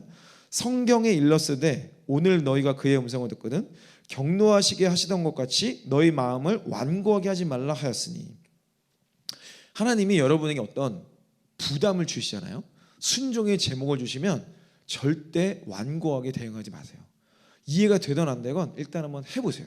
그것을 해가는 과정에서 여러분들이 새로운 차원의 믿음을 소유하게 됩니다. 히브리서를 쭉 보잖아요. 다시 보면은 이 비슷한 말씀이 너무 많이 나와요. 히브리서 그럼 제일 유명한 게 믿음장이잖아요. 히브리서 11장. 그 믿음의 선배들, 믿음의 이 선친들에 대한 이야기, 히스토리들이 쫙 많이 나오는데 정말 많이 나오는 말씀이 이거예요. 너희 마음을 완고하게 하지 말라. 이 말씀이 똑같은 말씀이 되게 여러 번 반복됩니다. 히브리서를 한번 다시 한번 봐보세요. 내가 하나님이 뭔가 말씀하셨는데 그의 음성을 듣거든 이렇게 돼 있죠. 그의 음성을 듣는데 내 마음을 완고하게 하면 하나님의 일을 이룰 수가 없을 뿐만 아니라 그분과 상관없는 존재가 되어버리는 거예요. 그래서 작은 거라도 내가 손해보는 것 같으면 대부분 하나님 음성이에요. 그러니까 봤을 때 이거 내가 손해보는 것 같은데 그러면 그냥 하세요. 그 묻지도 아무 따야 아무 따. 그냥 묻지도 따지도 말고 그냥 하세요. 그러면 주님이 난 그거 시킨 적 없는데 그럼 알려주세요. 나중에 너 그거 잘못 들은 거야? 그러면 그것도 여러분이 성장하시는 겁니다. 그게 잘못된 게 아니에요. 그게 엄청난 과외비예요. 결국에 여러분의 감정이 뭐냐? 내 감정은 내가 이게 실수한 걸 수도 있어. 하지만 하나님의 음성일지 모르기 때문에 제가 순종하여 드립니다. 이거는요, 순종의 제물로 연락이 되는 거예요. 그 결과가 좋으냐 나쁘냐는 그 다음에 생각하셔도 돼요. 그거는 주님이 평가하신 문제고, 여러분의 마음의 중심이 뭐냐, 주님은 그걸 보신다는 거죠. 충성해야 됩니다. 자, 두 번째는요, 그 일이 여러분이 어떤 순종을 했을 때 충성을 하려면요, 처음에 행동을 바꾸죠. 이거는 눈에 보이는 것이에요. 그 눈에 보이지 않는 순종 단계로 나가야 되는데, 그게 뭐냐면 마음의 순종입니다. 그 처음에는 왜 하는지도 모르고 막 짜증 나고 막 허벅지 콱 찔러가면서 일단 순종을 해. 근데 충성의 단계는 뭐냐? 그분과 마음이 같아지는 단계인 거예요. 그래서 난 이게 너무 싫었는데 어느 순간 너무 좋아져 버린 거예요. 진짜 이게 하나님의 마음이 나한테 품어지는 거. 제가 일터에서 계속해서 성장할 수 있었던 거, 그 어린 나이에 인사 최고 책임자가 될 수 있었던 거, 제가 모르겠어요. 언젠가 다시 그 기업으로 돌아갈지도 몰라요. 모르겠어요. 왜냐면 계속 연락이 와요. 계속 연락이 와. 그래서 또 연락이 와요. 그래서 뭐 어느 계열사의 대표이사로 좀 와줬으면 좋겠다. 어느 계열사, 저기요? 거기는 좀 가보고 싶기도 한데 막 이러면 그 기도해 보면 주님 아니라고. 그러면 스탠바이. 그러니까 결국에는 왜 그게 가능했을까? 저는 회사를 그만둔 지 벌써 4년이 넘었어요. 근데 왜 때가 되면 1년에 한 번씩 최고 경영진으로부터 연락이 오고, 지금은 이제 의장님이죠. 회장님이 자네가 이거 함께 했으면 좋겠네. 이 연락을 계속 왜 받게 될까? 제가 무슨 대단한 사람이어서요? 저 체대 출신이라니까요. 체대 출신이 뭐 대단한 사람 아니에요. 근데 딱 하나가, 저는 이것 때문에 그런 것 같아요. 그게 뭐냐? 그분의 마음과 하나가 됐던 경험이 있어요.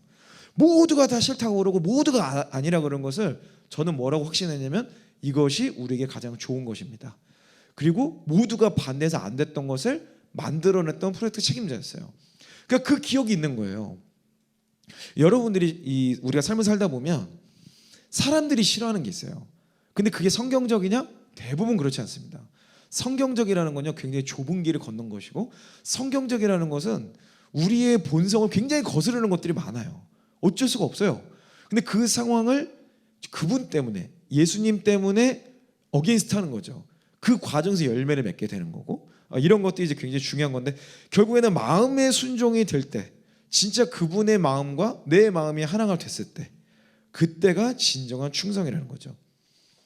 그래서 이런 분들은요, 말이나 행동, 섬김의 내용이 전혀 달라집니다. 그래서 골로새서 3장 23절에 이런 말씀이 있어요. 무슨 일을 하든지 마음을 다하여 주께 하듯 하고 사람에게 하듯 하지 말라. 제가 지금 계속 여러분께 아주 일관되게 말씀드리고 있습니다. 계산하지 마세요. 그리고 사람들이 좋다고 하는 것을 가시면 안 돼요. 지금 그렇게 가시면 진짜 안 돼요. 커리어 얘기 하나 해볼까요? 대기업을 가면 소망이 있습니까? 소망이 있나? 그러면 스타트업을 가면 소망이 있습니까? 어디에도 소망이 없어요.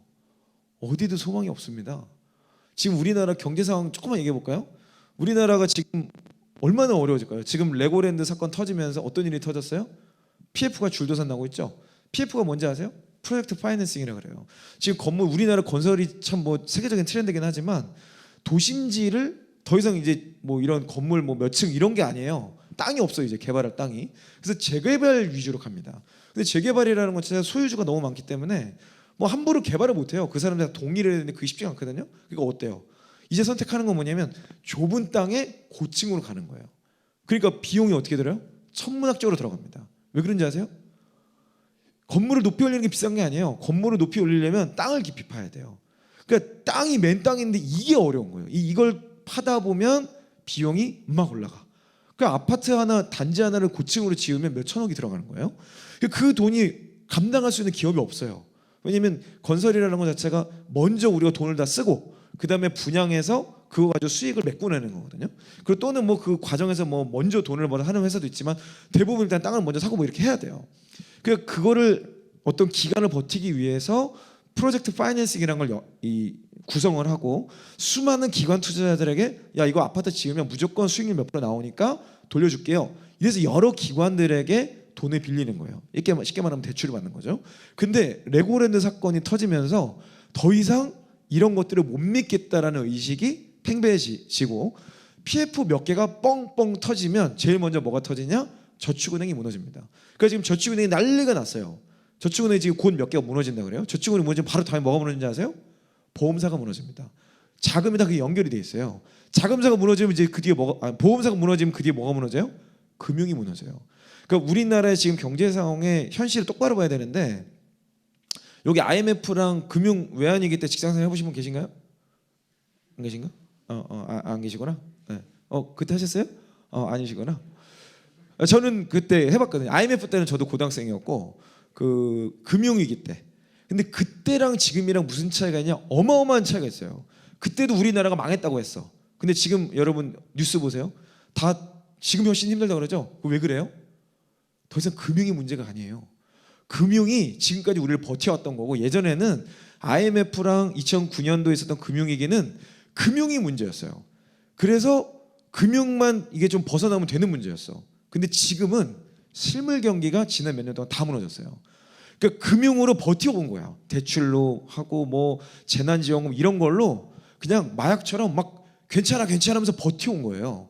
근데 지금 이제 이 모든 실물 경기가 무너졌기 때문에 금융이 터지면 이제는 재기가 정말 쉽지 않아요. 예전에는 실물은 괜찮았는데 금융이 문제였기 때문에 현금 채권이라든지 이런 게 돌아오는 기간만 버티면 됐어요. 그러니까 몇 개는 큰 것들이 무너졌지만 나머지는 줄이고 뭐 구조조정도 하고 버틸 수가 있었어요. 지금은 그 기각이 없습니다. 지금 뭔가 뻥 터지면 이제 끝이 보이지 않는 터널로 다 들어가는 거예요. 마음 단단히 먹으셔야 돼요. 이거 지금은 정말이에요, 정말. 그래서 제가 여러분이니까 제가 먼저 말씀 하나 드릴게요. 제가 보고 있는 당장 도래할 문제가 뭐냐? 중견기업 이상 또는 대기업도 마찬가지, 대기업 계열사 중에서도 말도 안 되는 부도 사건들이 뻥뻥 터질 겁니다. 아마 그런 일들이 곧 일어날 수 있어요. 일어날 수 있다고 했지 일어난다 제가 노스트라다무스 아니죠. 일어날 수 있어요. 그런 일들은 지금도 계속 있어요. 위기설은 하루 이틀 된 얘기 아니잖아요, 그죠? 근데 이거는 하루 이틀 된 얘기가 아니고 모두가 알고 있는 건데 지금 이 사건으로 인해서 가장 큰 타격을 받는 데가 어디냐면 스타트업들입니다.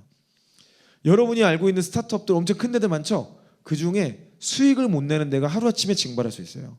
아니 수익을 못 내는데 어떻게 회사가 운영이 돼요? 두 개밖에 없어요. 부채, 빌려서 먹고 살든지 빌어먹고 산다 그래요. 빌어먹고 살든지 투자로 먹고 살든지.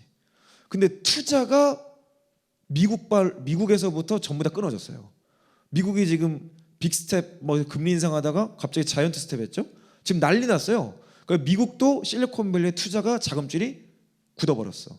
그 흐름 그대로 와서 한국도 다 굳었어요. 스타트업 씬에 있는 투자자들 제가 만나보니까 내년 3월까지는 투자 계획 전부 다 철회했대요. 아무것도 없어. 그럼 뭐예요? 스스로 돈을 못 벌고 있던 스타트업들은 돈이 없어지는 거죠. 그러면 월급을 못 주거나 협력업체에 대금을 못 줘서 그 업체가 부도가 나거나 연쇄 부도가 일어나면 그 기업까지 망가지게 되겠죠. 그러면 이거는 그래요. 기업 하나 없어지면 그럴 수 있어요.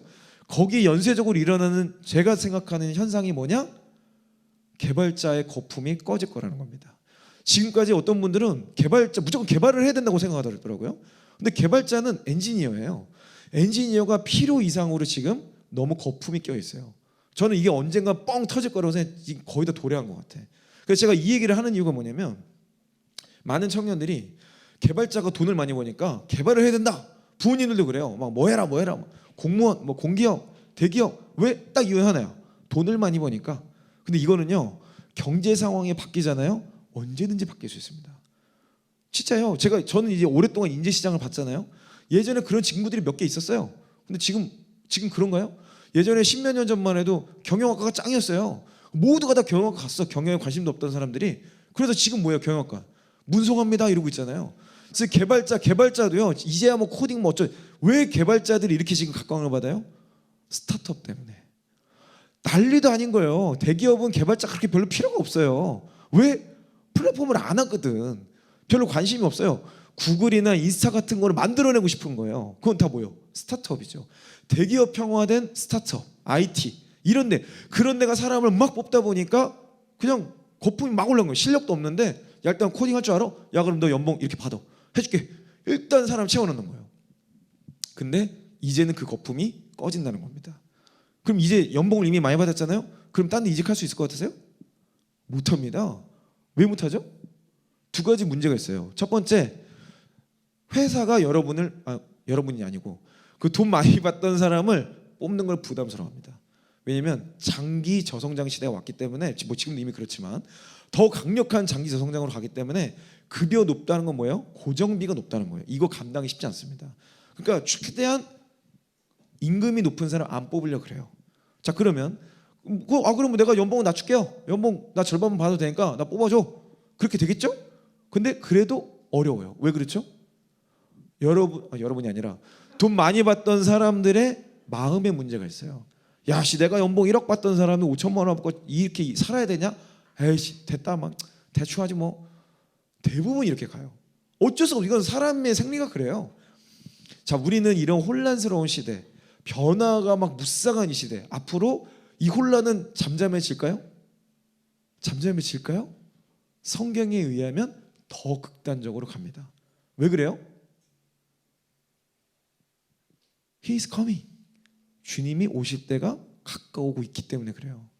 더 전쟁이 일어나고 더욱더 말도 안 되는 금융사건이 터지고 미디어는 더욱더 극단적으로 가고 더욱더 혼미한 일들이 계속해서 일어날 거예요. 인류 역사상 한 번도 이거는 뭐 나아진 적이 없어요. 점점 더 극단적으로, 점점 더 힘들어지고. 뭐 요즘에 MZ세대니 뭐니 막 이러죠. 조선시대 문헌 보세요. 그 조선시대 문헌도 그래요. 요즘 청년들로 하여금 아무 생각이 없다 이런 말들이 있다니까요. 그러니까 세대를 거쳐갈수록 이것은 계속 극단적으로 갑니다. 근데 지금 이 코로나라는 어떤 이 완전히 우리를 분리시켰던 사건, 저는 이건 일종의 하나의 시뮬레이션이라고 봐요. 사단이 이런 기회를 계속 더 활용하지 않을까요? 이제 온라인 세계에 우리가 완전히 열렸거든요. 정보에 더 이상 필터가 없어요. 더 이상 누구를 통해서든 다 배울 수 있어요. 여러분이 학교에서 뭐 배워요? 학교에서 뭐 배워요? 여러분 진짜 뭐 배우는 데가 유 선생님 아니에요? 유 선생님? 유튜브한테 배우잖아요. 유튜브한테 들어가면 뭐 다 있잖아. 아니면 뭐 클래스 101 이런 데 가서 배우지. 학교에서 뭘 배워요? 학교에서 배우는 게 없어요. 언젠가부터 그 기능이 상실되어 버렸어요. 대체 뭐냐는 거죠. 우리는 이 혼란이 가중되는 이 상황에 어떻게 흔들리지 않을 수 있냐. 성경을 보세요. 마지막 때가 다가올수록 흔들 수 있는 건 다 흔들어 버린대요. 하나님의 말씀이에요. 하나님이 정금과 같은 자들을 구별하기 위해서 다 흔든다는 거예요. 그러니까 우리는 어쩔 수 없이 흔들려. 흔들리지 않을 수 있는 유일한 공간은 어디예요? 예수 그리스도. 그 반석 위에 있을 때만 안 흔들릴 수 있어요. 근데 이게 지금 우리가 다 동의하고 아멘이시죠? 아니신가요? 처음 들으시나? 아멘이시죠? 근데 그거를 내 삶에 실제적으로 적용하는 것은 전혀 다른 차원이라는 거예요. 내가 이렇게 예수님 때문에 해놓고 직장을 고를 때는 연봉을 막 따져. 그래도 이건 좀 곤란하지. 이렇게 갖고 내가 좀 곤란하지. 상사가 저 꼰대랑 같이 일하는 거는 좀 아닌 것 같아. 이거는 계산하는 겁니다. 이 단계는요 이제 앞으로 절대 못 이겨요. 세상은 더 스피리추얼리티하게 갑니다. 더 스피리추얼을 따져요. 그런 것만 살아남는 거예요. 더 영적인 거. 그러니까 따지고 보면 진짜 여러분의 커리어가 탑 클래스로 가려면 영적인 사람이 돼야 돼요. 영적인 거는 뭐예요? 둘 중에 하나예요. 성경적이거나 사탄적이거나.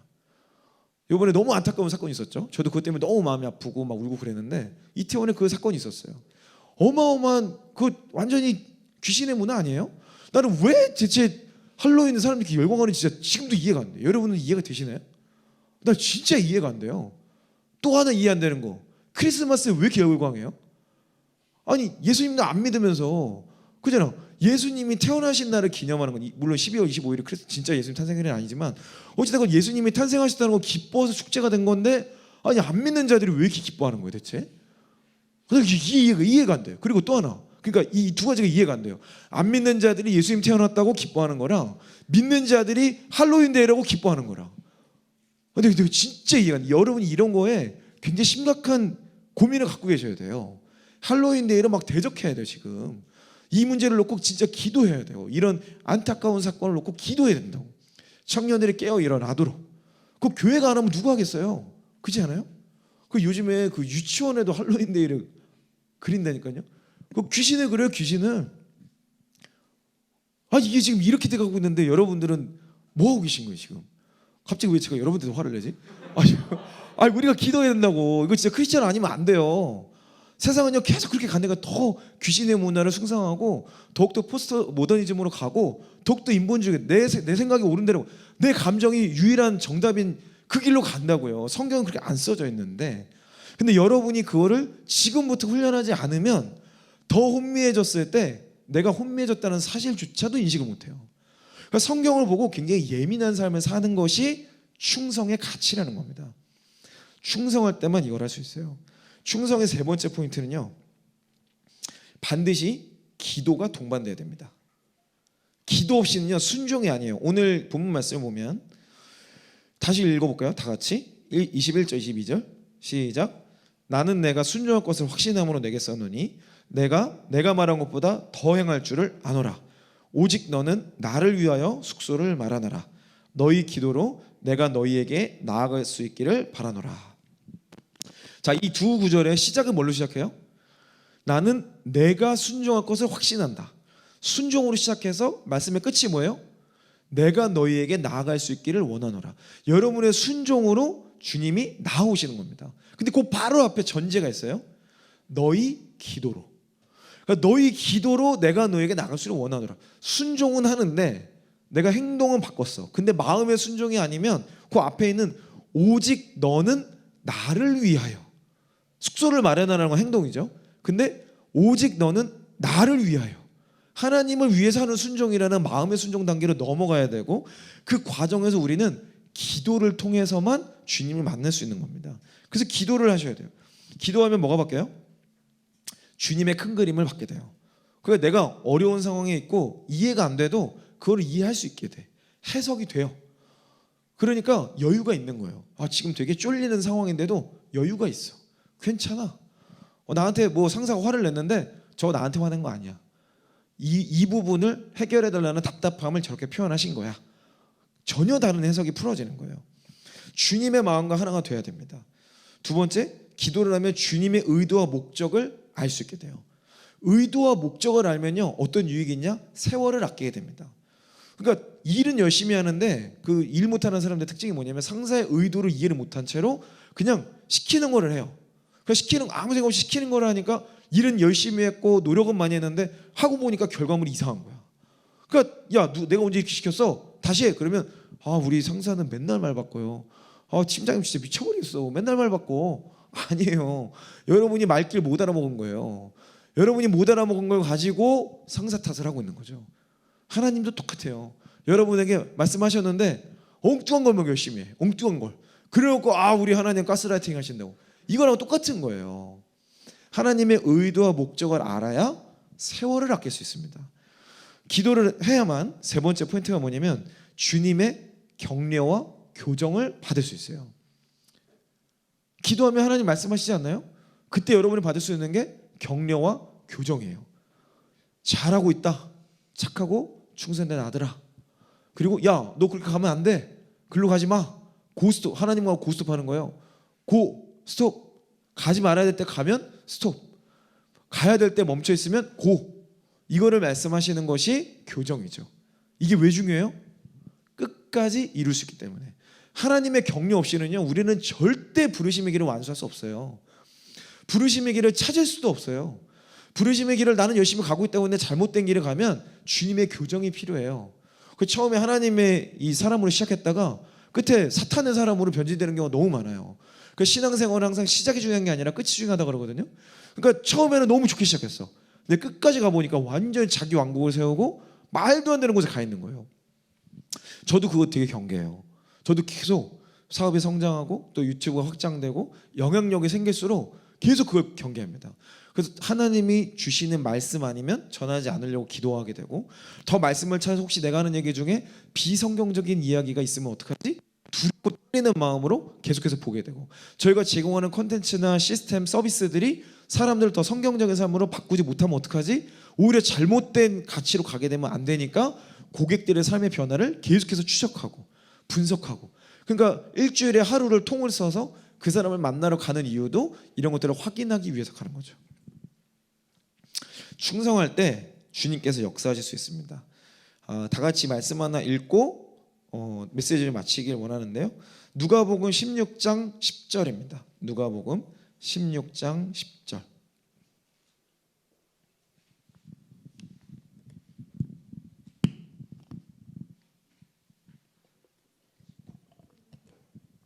다 찾으셨죠?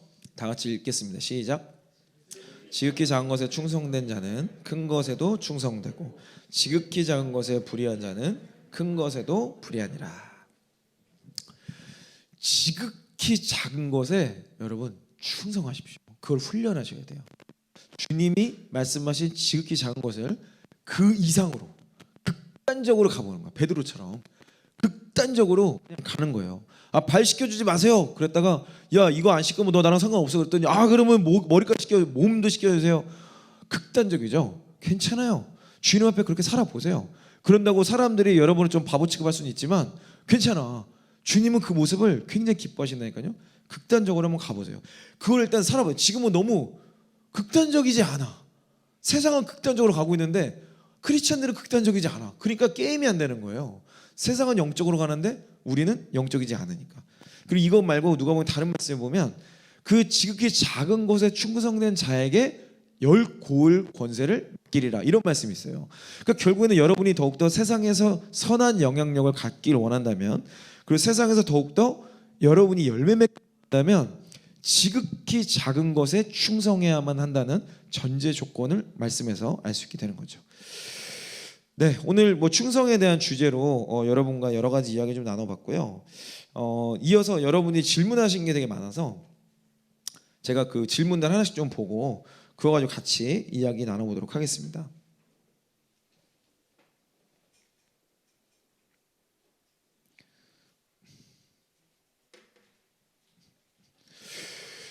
사전에 다 질문 여기 다 하신 거죠?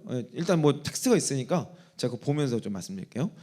첫 번째 질문 이거였어요. 성취할 때마다 관심과 기대가 높아짐에 따라 내 스스로 높아지는 마음이 듭니다. 근데 지금 우리 잠깐 좀 기도하고 좀 이어가면 어떨까요? 좀 기도하고 가야 될 것 같아요. 이게 지금 순서처럼 돼 있어가지고 이게 있는데 그게 아닌 것 같아. 그러니까 우리가 지금 잠깐 좀 기도합시다. 정말 그 하나님의 마음을 여러분 받으시길 원하셔야 돼요. 정말 하나님의 마음을 같은 마음으로 주님 나에게 말씀해 주십시오. 우리가 먼저 이걸 놓고 함께 기도하길 원합니다. 주님, 나에게 내가 정말 순종해야 될 또 충성해야 될 그 음성을 나에게 주십시오. 내가 순종하겠습니다라는 이 고백을 함께 올려드리도록 하겠습니다. 기도합시다.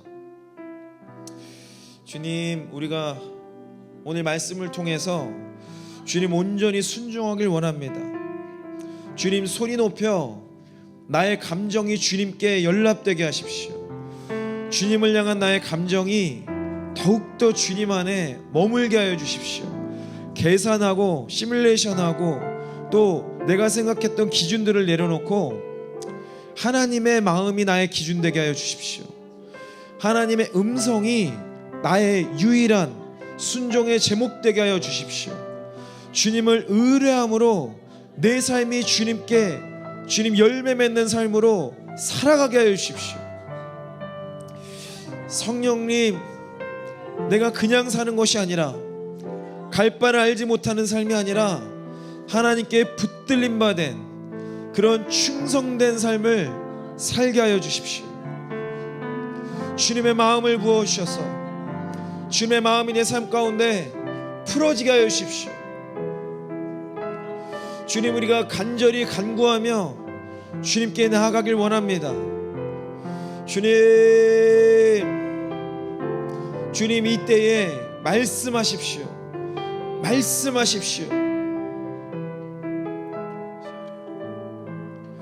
이 시간 한 번 더 기도하길 원하는데 이 시간에 우리 다들 침묵 기도하지 마시고 입술을 열어서 정말 주님께 외치면서 이렇게 구하셨으면 좋겠어요. 주님, 나에게 충성된 마음을 부어주십시오.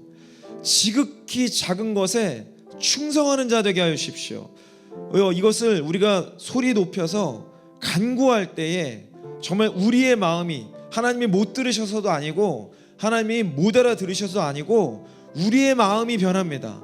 우리가 마음의 중심이 중요한데 주님 내가 간구하게 하여 주십시오. 성경의 수많은 기도자들이 정말 엎드려서 기도하고 두 손 들고 기도하고 소리지져 부르짖어 기도했는데 주님 우리가 주님께 간구하는 자들 되게 하여 주십시오. 충성된 자들로 간구하며 나가게 하여 주십시오. 우리가 기도하게 해달라고 이 시간에 정말 소리내어 기도하며 나가도록 하겠습니다. 기도합시다. 주님,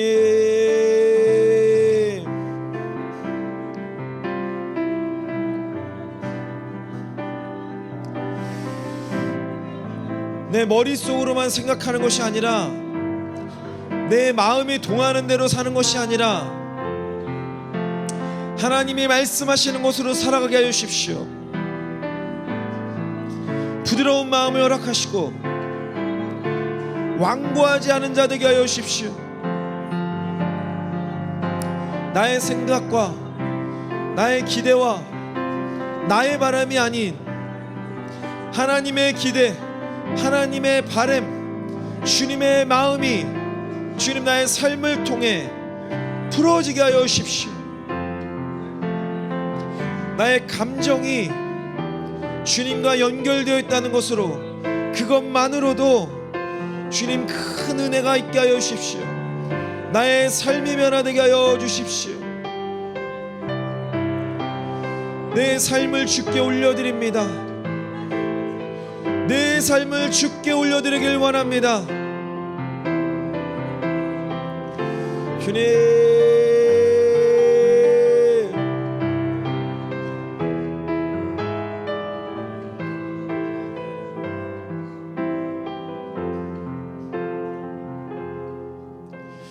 주님이 평강교회 우리 청년들 주님의 이름으로 축복합니다.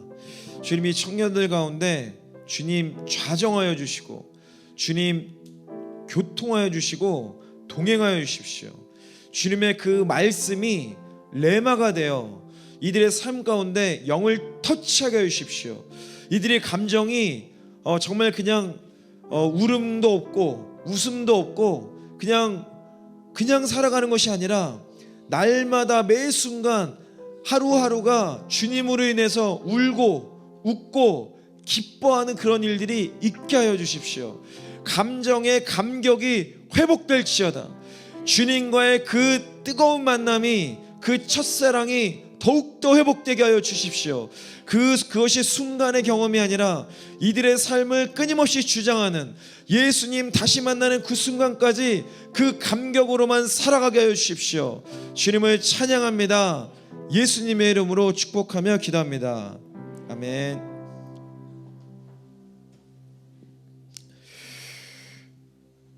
네, 질문하신 거 이어서 가보도록 할게요.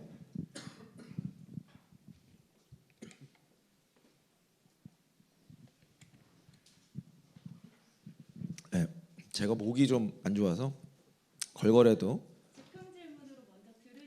그럴까요? 뭐 좋습니다. 오늘 이야기 나눈 거 토대로 혹시 뭐 좀 이렇게 이야기 질문이 있다 궁금합니다. 뭐 이런 거 있으면 뭐 누구든 네 저쪽 뒤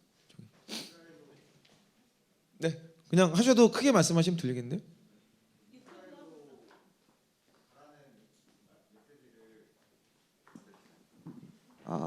이스라엘로 가라는 그런 메시지를 어떤 과정을 통해서 들으셨는지가 궁금해서 그 과정이 좀 하나님의 음성을 듣는 이제 어떤 과정이나 이런 걸 질문하신 것 같아요. 네. 제가 사실 저는 올해 이스라엘을 갈 생각은 전혀 없었어요. 저는 매년 원래 이스라엘 가던 사람인데 코로나 이후로 지금 못 갔고 열리면 이제 가려고 생각했고요. 내년이 직항이 다시 열린다고 하더라고요. 그래서 저는 당연히 내년 정도에나 가야겠다. 그렇게 좀 생각하고 있었는데 저희 교회에서 매주 금요일 철야 예배를 하잖아요. 그때 아랍권에서 선교하신 선교사님의 메시지를 전하셨어요. 근데 그분들이 그분의 메시지 듣는데 제가 너무 가슴이 뜨거워지는 거예요. 주님은 그 아랍 지역을 잘 알거든요. 제가 돌아다니면서 많이 봤기 때문에 저는 아랍 동네에는 별 관심이 없었어요. 지금까지. 저는 유대인들이 돌아오는 게 너무 중요하다. 그리고 로마서 9장 이후에 있는 그 한 세 사람의 회복이 너무 중요하다. 여기에 꽂혀 있어가지고 무조건 유대인 저는 거기 초점이 있었는데 유대인들이 가장 강팍하잖아요. 그리고 우리 때문에 사실 그 사람들이 고생을 겪고 있는 거예요. 로마서 9장 이후에 나와 있어요. 우리가 예수님 만나게 하기 위해서 그들이 마음의 경고함을 얻었다고. 그래서 저는 이제 유대인이 제 그 어떤 우선순위였는데 그 아랍 사람들에 대한 그 하나님의 마음을 선교사님을 통해서 이렇게 듣는데 너무 가슴이 뜨거워지는 거예요. 그래서 이거는 내가 아랍 지역을 좀 가야겠다. 그때 그냥 그걸 제 마음이 뜨거워진 걸 저는 기준으로 잡았어요. 근데 제 옆에 있던 와이프가 저 같이 예배 드리고 있는데 그때 이제 지금 저희 교회 담임 목사님이 이집트에 가서 사역하고 계세요.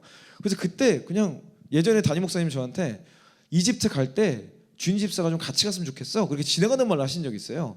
그래가지고 그러면 거기 가야 되나? 뭐 이런 얘기했는데 와이프가 목사님 모시고 갔다 와 그러는 거예요. 갑자기.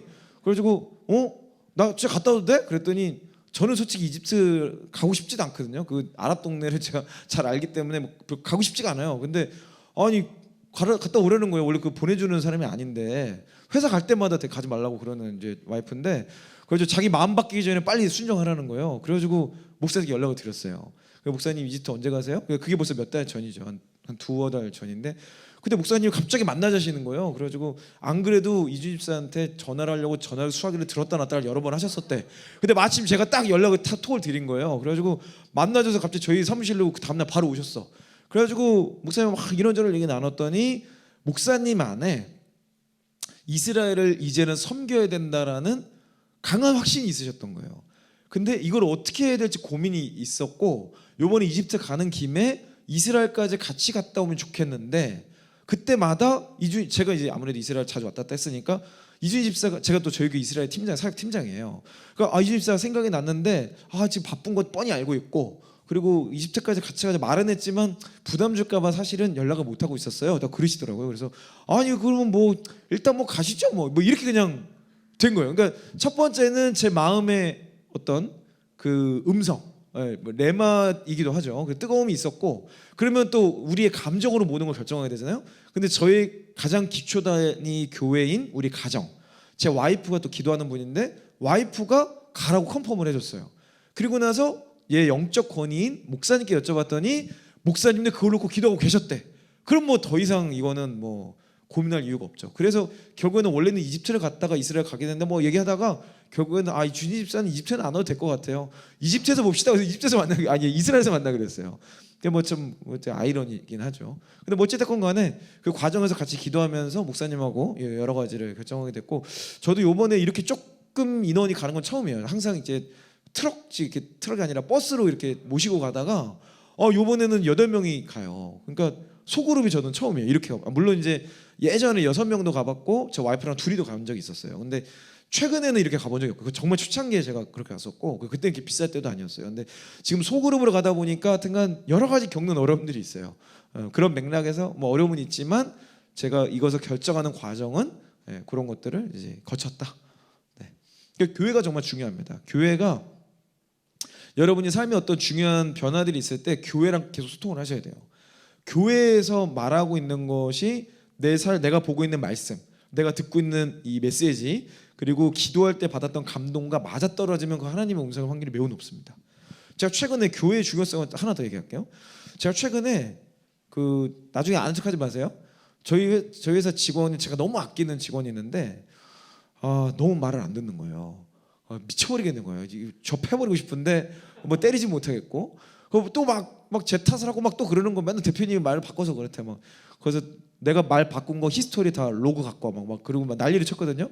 근데 말을 까보니까 말을 바꾼 건 자기더라고. 뭐 어쨌든 그래가지고 막 너무 화가 나는 거. 화가 나는 일이 있었어요. 뭐 제가 그때는 화를 내진 않았지만 너무 화가 나는 거예요. 너무 화가 나가지고 이걸 어떡하지? 막 그러고 있었던 찰나에 제가 매주 목요일 날 저녁에 저희 교회 집사님들하고 축구를 해요. 그래서 밤 10시부터 12시까지 그래서 실내 그 축구장을 빌려가지고 축구를 모임을 하는데 너무 화가 나는 이 상황에서 운동이나 좀 하고 오자, 스트레스나 풀자 그러고 갔어요. 그래서 축구를 2시간 동안 하는데 1시간 동안에도 계속 이 스트레스 상황이 떠나질 않는 거예요. 그러다가 이제 체력이 떨어지고 나니까 축구에 몰입하면서 이제는 정말 축구에 몰아지경으로 빠져 들어갔어. 그리고 나니까 뭐 스트레스라는 것 자체가 없죠. 근데 그 끝나고 몸풀기 체조를 하고 있는데 주님이 저한테 딱 말씀하시는 거예요. 뭐라고 하시냐면 제가 계속 이 스트레스 상황이 뭐냐면 저 인간을 어떻게 해야 되냐. 저희 회사는 일터 교회를 지향합니다. 그래서 그 회사에 들어오기까지 굉장히 까다로운 과정 거치지만 뭐 어떤 형태로 하든 들어오면 일원이 되면 그냥 우리는 요즘에 그 뭐 이상하게 표현하시는 분들 많은데 진짜 그냥 가족이다, 교회다 이렇게 생각해요. 저는 우리 회사에서 저는 담임 목사님이에요. 그래서 제가 스트리밍 할 때 안 들어오면은 담임 목사님 금요 철야 설교에 불참한 부교육자가 되는 거예요. 저희 회사에서는 좀 그런 문화가 있어요. 그리고 무슨 큰 행사 프로젝트를 할 때는 회사가 다 같이 금식 기도를 합니다. 그래서 지난번에도 저희가 캠프 할 때 저는 이제 그때 7일 금식을 했고 저희 직원들은 돌아가면서 3일씩 금식하고 제가 가장 힘든 순간에 같이 양쪽에 금식 기도 하시는 분들이 같이 저랑 기도하면서 뭐 어쨌든 이런 식으로 사업이지만 사역을 해요. 저희는 사업적 사역을 지향하기 때문에 그러니까 얘를 이제 어떻게 할 수가 없는 거예요. 제가 예전 같았으면은 회사에 있었으면 벌써 갈아쳤을 거예요. 야 너 빠져, 너 비켜야 되겠어, 너 안 되겠어 이럴 건데 그 조치를 해야 되냐 말아야 되냐라는 기로에 있었어요. 제가 고민하고 있는데 축구 딱 끝나고 주님이 딱 한마디, 아주 짧게 한마디 하시는 거예요. 아들아, 너가 품어라. 너가 더 사랑해라. 그러니까 완전 가스라이팅이에요. 그래가지고 답정 넣어. 주님 제가 어떻게 해야 됩니까? 주님은 답정 넣어요. 나 너한테 얘기했어. 너가 더 사랑해. 더 사랑해라. 너 때문에 걔가 고생하는 거야. 그러니까 주님이 저를 성숙하게 만들기 위해서 그 친구가 동반 고생을 하고 있는 거예요. 그래서 제가 그 다음날 그 친구가 가장 힘들어하는 곳에 제가 찾아가서 원래 제가 그날 휴일이었는데 그냥 갔어요. 가가지고 그 친구가 고생하고 있는 현장을 가서 제가 같이 고민도 해주고 그래서 깜짝 놀라요. 대표님 왜 오셨어요? 막 오는 게 싫었겠지. 왜냐면 전날까지 저랑 막 옥신각신 했으니까. 근데 가서 제가 그냥 이렇게 툭툭 치고 악수해주면서 너 때문에 왔어. 내가 기도했더니 너랑 같이 있으라고 하시더라. 그랬더니 이 친구가 막 깜짝 놀라고 나중에 막 펑펑 울고 그러더라고요. 그러면서 어쨌든 막 이런 과정들이 좀 있었어요. 그래서 저는 이제 그 사건을 쭉 겪으면서 물론 지금도 말을 안 들어요. 그래서 이걸 죽여 살려 막 그럴 때가 있지만은 제 마음은 확실히 바뀌었어. 그리고 제가 그 사건을 쭉 겪으면 제가 깨닫게 된 거는 교회에서 이 공동체에서 무슨 그 축구 모임에서 저희가 막 통성기도하고 뭐 제 상황을 나누고 이런 게 아니에요. 그냥 축구를 한 거야. 그런데 그 코이노니아가 풀어지면서 주님의 음성이 안 들리던 게 들리더라고요. 제가 화가 났을 때는 주님이 이미 말씀하셨죠. 근데 제가 안 듣고 있는 거예요. 내 인간적인 기질이 막 나오니까 인사적으로 조치를 하려고 그러고 무언가를 하려고 그러고 그런 상황에서 주님은 계속 말씀하셨던 건 내가 못 들었던 거죠. 근데 코이노니아가 딱 풀어지고 내 힘이 빠지니까 주님의 음성이 들리는 거예요. 그래서 여러분 교회 안에 있으시는 게 정말 중요합니다. 중요한 결정 절대 여러분 머리로 하지 마세요. 저는 되게 중요한 결정 반드시 목사님과 상의합니다. 담임 목사님 바쁘시기 때문에 제가 주로 새벽에 가요. 새벽에 가서 교회에서 밤새도록 얘기하고 뭐 오고 막 그래요. 아무리 피곤해도. 그리고 나서 중요한 결정을 합니다. 그러니까 여러분들도 교회 목사님과 소통하시는 거 그런 또 영적인 뭐 셀이라든지 순이라든지 이런 거 있잖아요. 그분들과 함께 기도하면서 결정하는 게 되게 중요하다. 그거 잊지 않으셨으면 좋겠네요. 네, 또 다음 네 옆에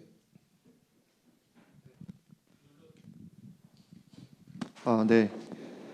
저는 특성화고등학교에서 교사로 있는데요. 과목은 국어이고 그런데 이제 제가 하는 업무가 고3 애들 진학과 취업을 담당하고 있어요. 제가 이런 담임인데도 불구하고 그래서 실수가 좀 많아요. 그래서 예를 들면 이번에 코레일 때 채용이 후반기에 근데 이제 제가 애들 지원하는 분야를 잘못 적은 거예요. 그래서 그 친구가 이제 다른 곳으로 이제 다시 재입하려고 노력하는 그런 부분도 있었고 현장 실습이 있는데 현장 실습에 이제 참여 동의서가 필요해요 학생들의. 근데 제가 모르고 채용 후에 하는 이제 동의서를 받은 거죠. 그래서 부랴부랴 이제 다시 동의서를 받는 경우도 있었고 이런 실수가 많은데 다만 이제 일하는 게 즐겁긴 해요. 되게 감사하게도. 그래서 어떻게 하면 더 잘할 수 있을까가 첫 번째 질문이고요. 두 번째 질문은 이제 기도를 하면서 격려와 수정을 할 수 있다고 했잖아요. 근데 어떤 기도를 해야 격려와 수정을 할 수 있는지가 궁금해서 질문드렸습니다. 두 번째부터 먼저 말씀드리면 그 격려와 이 수정 교정을 받는 거는 그분의 뜻이 맞습니까를 계속 확인하는 과정인 것 같아요. 그러니까 내가 무슨 기도를 하니까 격려해 주는 게 아니라 주님의 뜻이기 때문에 저는 이 길을 걷고 있는데 제가 올바로 가고 있는 거 맞습니까? 그걸 확인하다 보면 당연히 주님의 음성을 주시는 거죠. 그리고 그러려면 전제 조건은 충성의 주제가 있어야만 합니다. 충성의 주제 없이 격려받으시려고 하면 안 돼. 그거 마약이에요. 그런 경우는 없어요. 물론 여러분의 존재 자체에 대해서 하나님은 당연히 격려하십니다. 그거는 맞아요. 근데 우리의 충성이란 부르심이라는 영역으로 들어가는 건 전혀 다른 얘기인 거예요. 이제는 내가 하나님과 동행하는 어떤 동역자로서 살아가는 거기 때문에 주님 그 목적이 있는 삶으로 살아가야 되는 거죠. 그래서 예전에 되게 유행했던 책이 목적이 이끄는 삶, Purpose Driven Life라는 책이 굉장히 유행이었잖아요.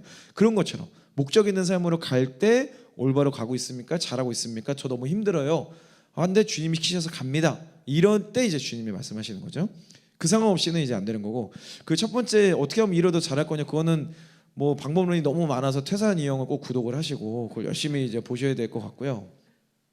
결국에는 저는 그 실력이라는 것은 좀 기간이 필요한 것 같아요. 기간도 필요하고 많은 시행착오도 겪어보고 또 나의 시간을 들여서 더 노력하시는 부분도 분명히 있고, 그래서 이제 다윗도 보면 성경에서 가장 완벽한 인물인 다윗도 그 손의 공교함과 마음의 온전함, 이 두 가지 때문에 왕이 될 수 있었다, 이렇게 성경 시편 78편인가 묘사를 하거든요.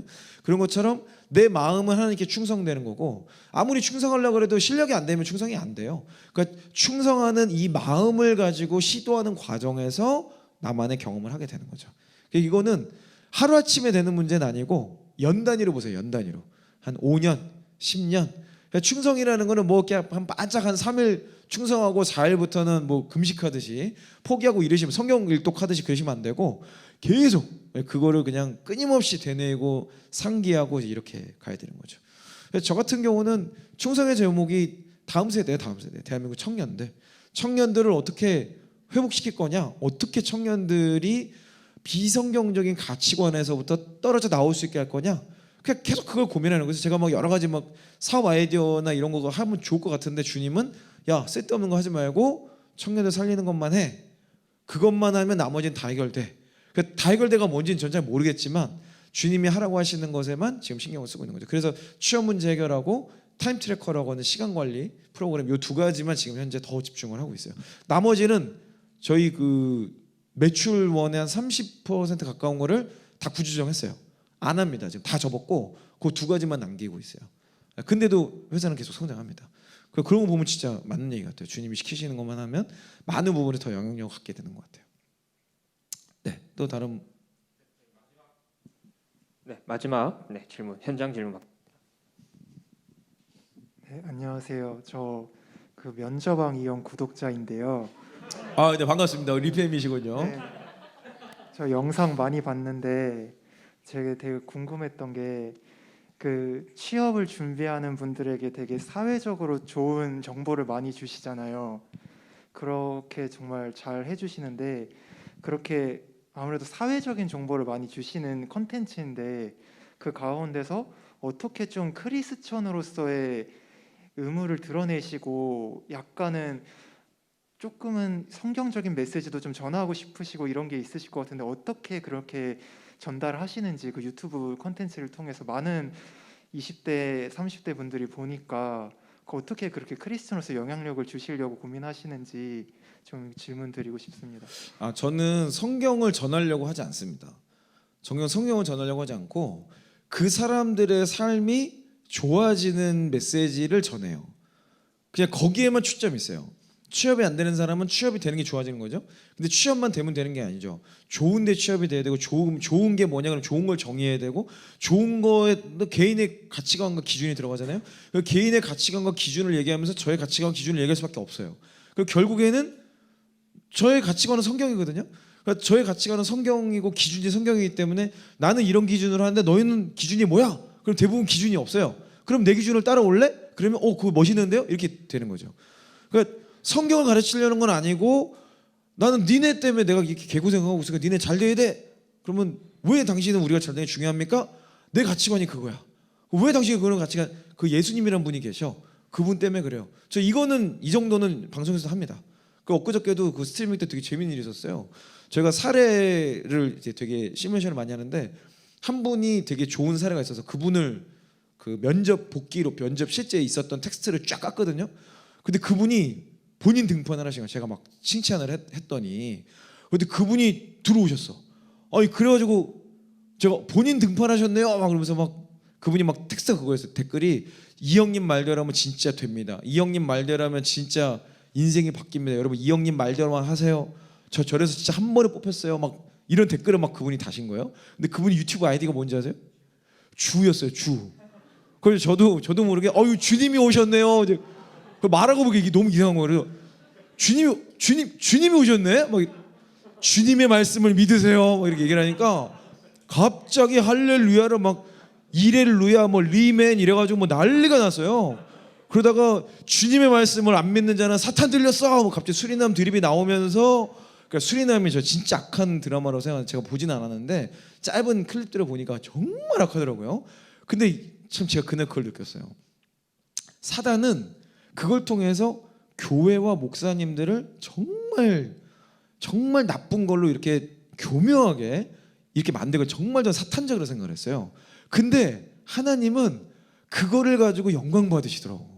그날 진짜 거기 그때 있던 4천 몇백 명이 주님이 오셨어요. 그거 하나로 사탄 들렸어요. 제가 계속 여러분 사탄 들리면 안 돼요. 그러면서 제가 계속 그 얘기를 했거든요.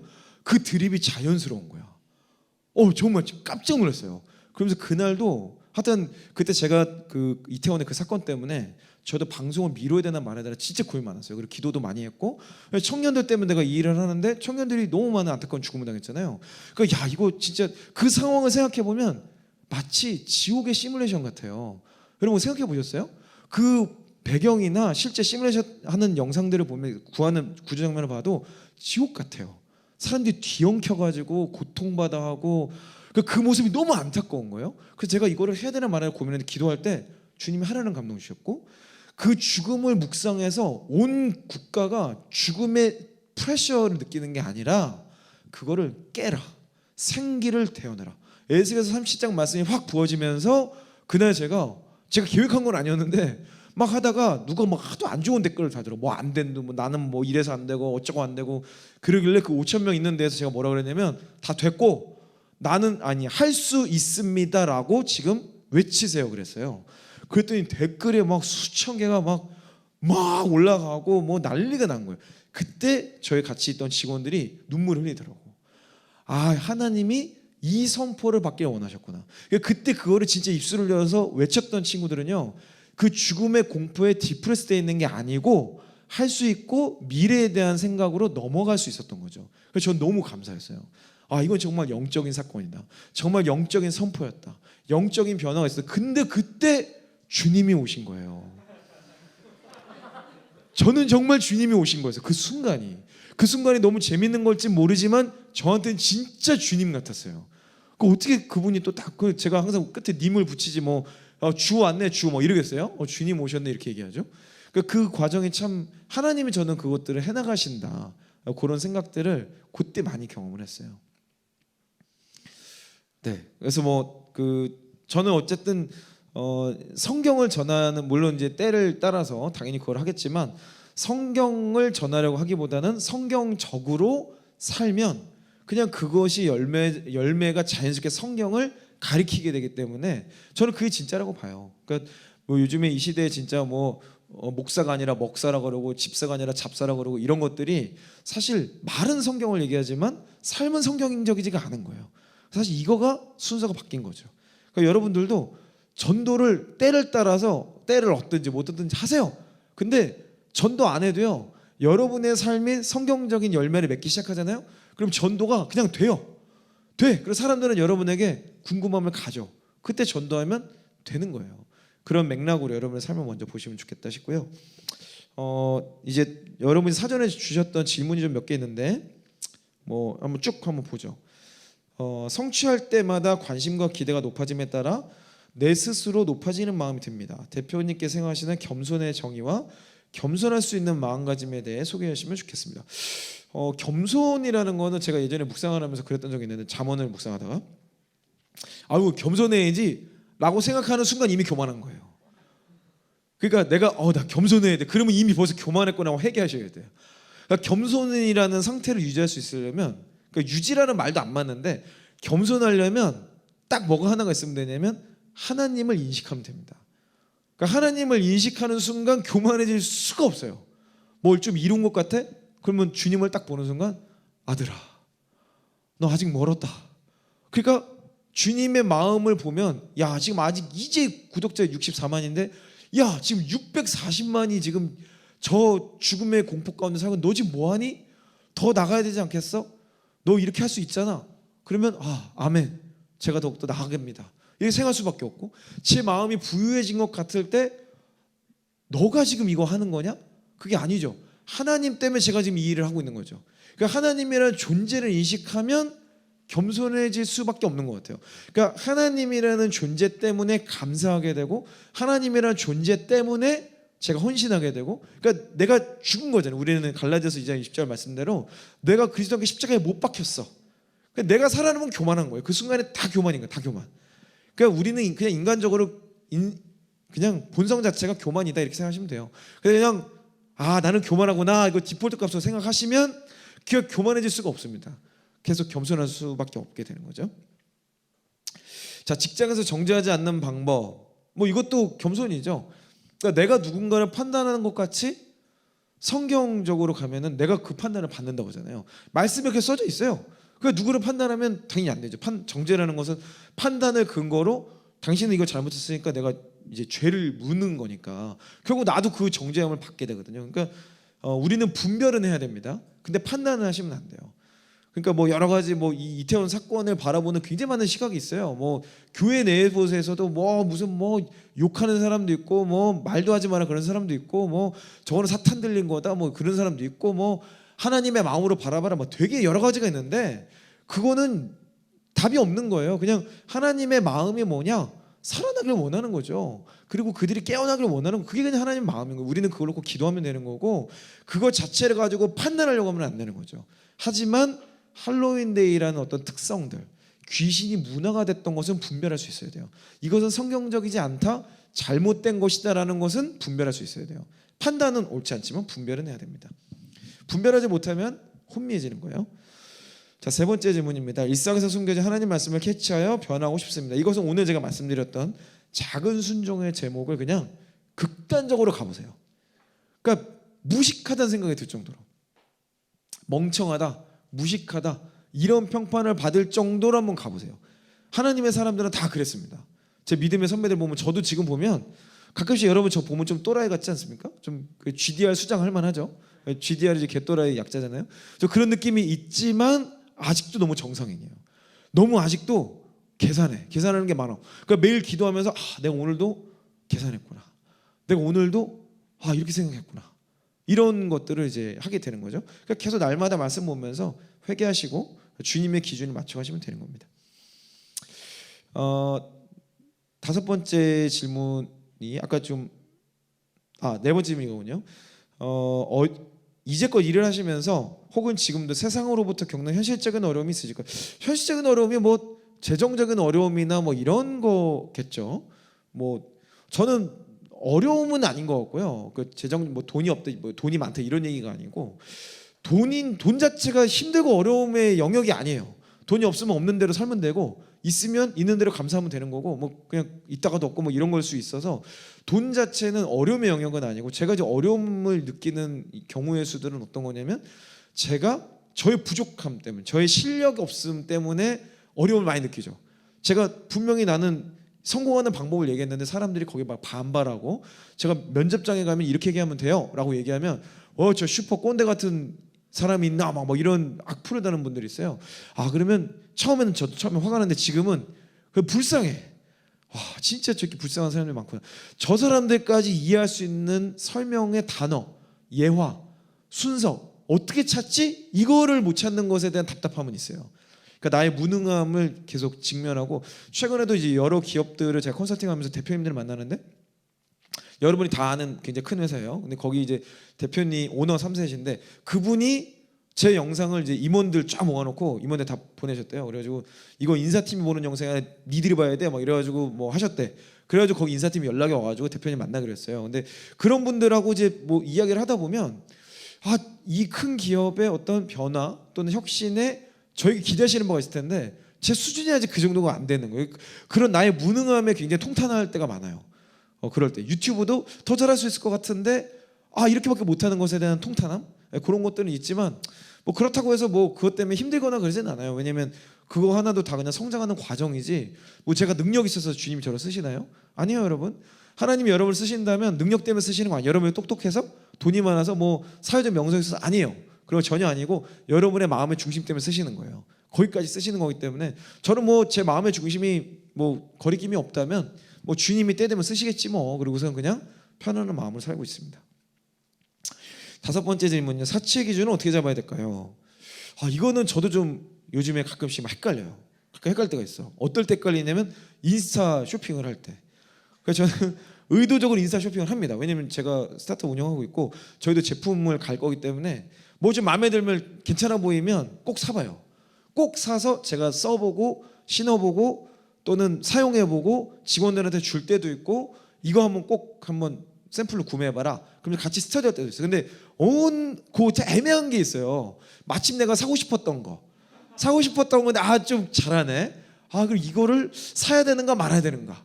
가끔씩 그런 걸 헷갈릴 때가 있는데 그때도 기도해보고 주님이 뭐 마음을 부드럽게 주시면 뭐 마음이 불편하면 그냥 안 사요. 마음 불편하면 안 사고 불편하면 크게 없다 그러면 이거는 그냥 내가 결정하면 되는 거구나. 그렇게 하고서 그냥 편하게 가고 있습니다. 그래서 그 어떤 이 사치라는 것을 뭐 기준은 사람마다 당연히 다르겠죠. 근데 저는 그냥 여러분에게 그냥 그래도 답답한 소리 하면 안 되니까 제가 기준을 드릴게요. 명품은 사치 같아요. 명품은 사치 같아요. 외제차는 사치 같아요. 그 두 개는 기억하세요. 명품하고 외제차. 이거는 사치 같아. 이거는 왜냐면 너무 그 이상의 이게 많이 들어가요.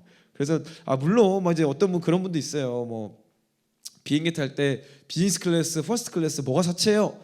그건 뭐 설명이 좀 어려워. 그래도 어떤 분은 제가 아는 굉장히 존경하는 크리스찬 그 기업가 한 분은 무조건 이코노미만 탑니다. 무조건. 아주 대단한 분이세요. 무조건 이코노미만 타고 차도 무조건 카니발만 타세요. 이상한 사람이야. 정말 돈 진짜 많으신 분이거든요. 근데 카니발만 타. 근데 왜 카니발 타세요? 그러면 나는 카니발이 좋아. 차가 크거든. 우리나라에서 제일 큰 차가 카니발 아닌가? 막 봉고차는 또 싫어. 근데 카니발. 근데 난 외제차는 안 돼. 딱 내가 외제차 뭐 탈 수 없어. 돈이 없어서가 아니고 외제차를 타는 순간 내가 타락할 것 같아. 딱 이러시더라고요. 너무 맞다는 생각이 들었어요. 그래서 저도 제 드림카가 카니발이 돼버렸는데 그분 때문에. 그리고 또 이코노미 타는 거. 연세도 있고 나이가 지금 70이 넘으셨는데 퍼스트 클래스 사세요. 전세기를 사도 되는 분이 왜 대체 그러시는 거예요? 그러면 타락할까봐 두렵네. 퍼스트 클래스가 무슨 타락이에요. 마음의 중심이 타락이지. 근데 이분이 이코노미를 타니까 이제 어떤 문제가 생기냐. 그래서 전 나중에 가능하면 그냥 퍼스트 클래스에 탈라 그래요.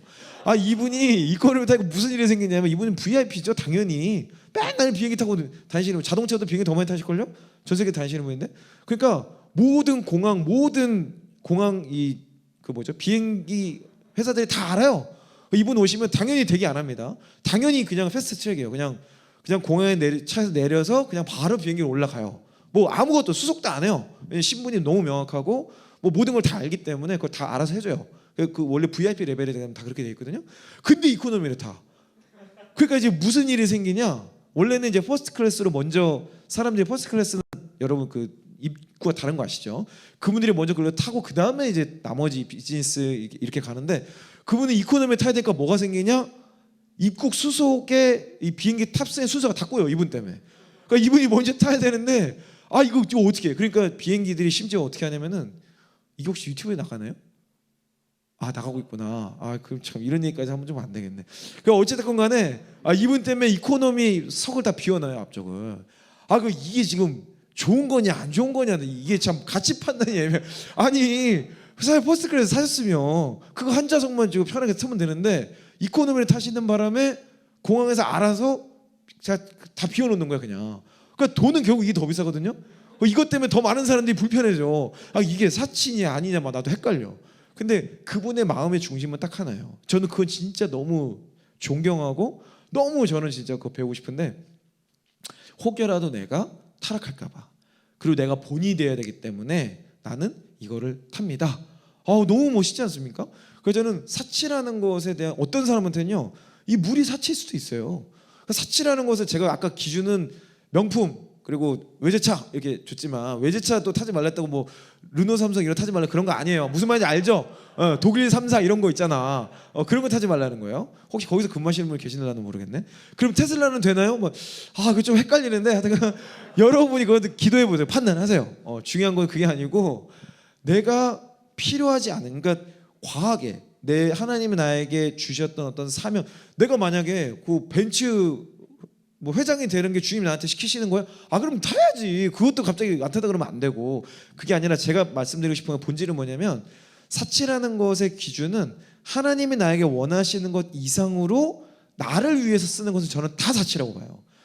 그건 무조건 다 사치야. 근데 하나님이 원하시는 일을 하기 위한 과정이라면 그건 절대 사치가 아닙니다. 그것은 그 이상으로 쓸 수 있는 거예요. 비행기 뭐 전세 비행기 살 수도 있는 거예요. 그 자체가 잘못된 건 아니죠. 잘못하면 이게 종교적이 됩니다. 종교화가 돼요. 그 순간 그 모든 종교적인 이것은 다 생명이 없기 때문에 무가치한 존재가 되는 거죠. 결국은 하나님을 향한 생명이 가장 중요하다. 저 시계의 기준으로 4시에 맞춰야 된다 그러셨나요? 자, 이직을 해야 할 때가 언제일지 고민은 퇴사한 이영애 제가 너무 자세하게 만영상 올렸으니까 거기서 꼭 보시고요. 덕후의 시대가 식상할 수도 있는데, 덕후 시대가 쭉 갈 것 같다. 관련된 아무 고견이나 듣고 싶습니다 했는데, 뭐 고견은 아니지만요, 저는 덕후가 아니라 결국은 고객을 위한 전문성인 것 같아요. 고객의 삶이 변하는데 사용되는 전문성. 덕후라는 거가 사실 여러 가지 의미가 있어요. 근데 안 좋은 의미의 덕후는 히키코모리 같이 뭐 방에 처박혀가지고 진짜 자기만을 위한 그 분들 있잖아요. 그분들은 세상에서 절대 각광받을 수 없습니다.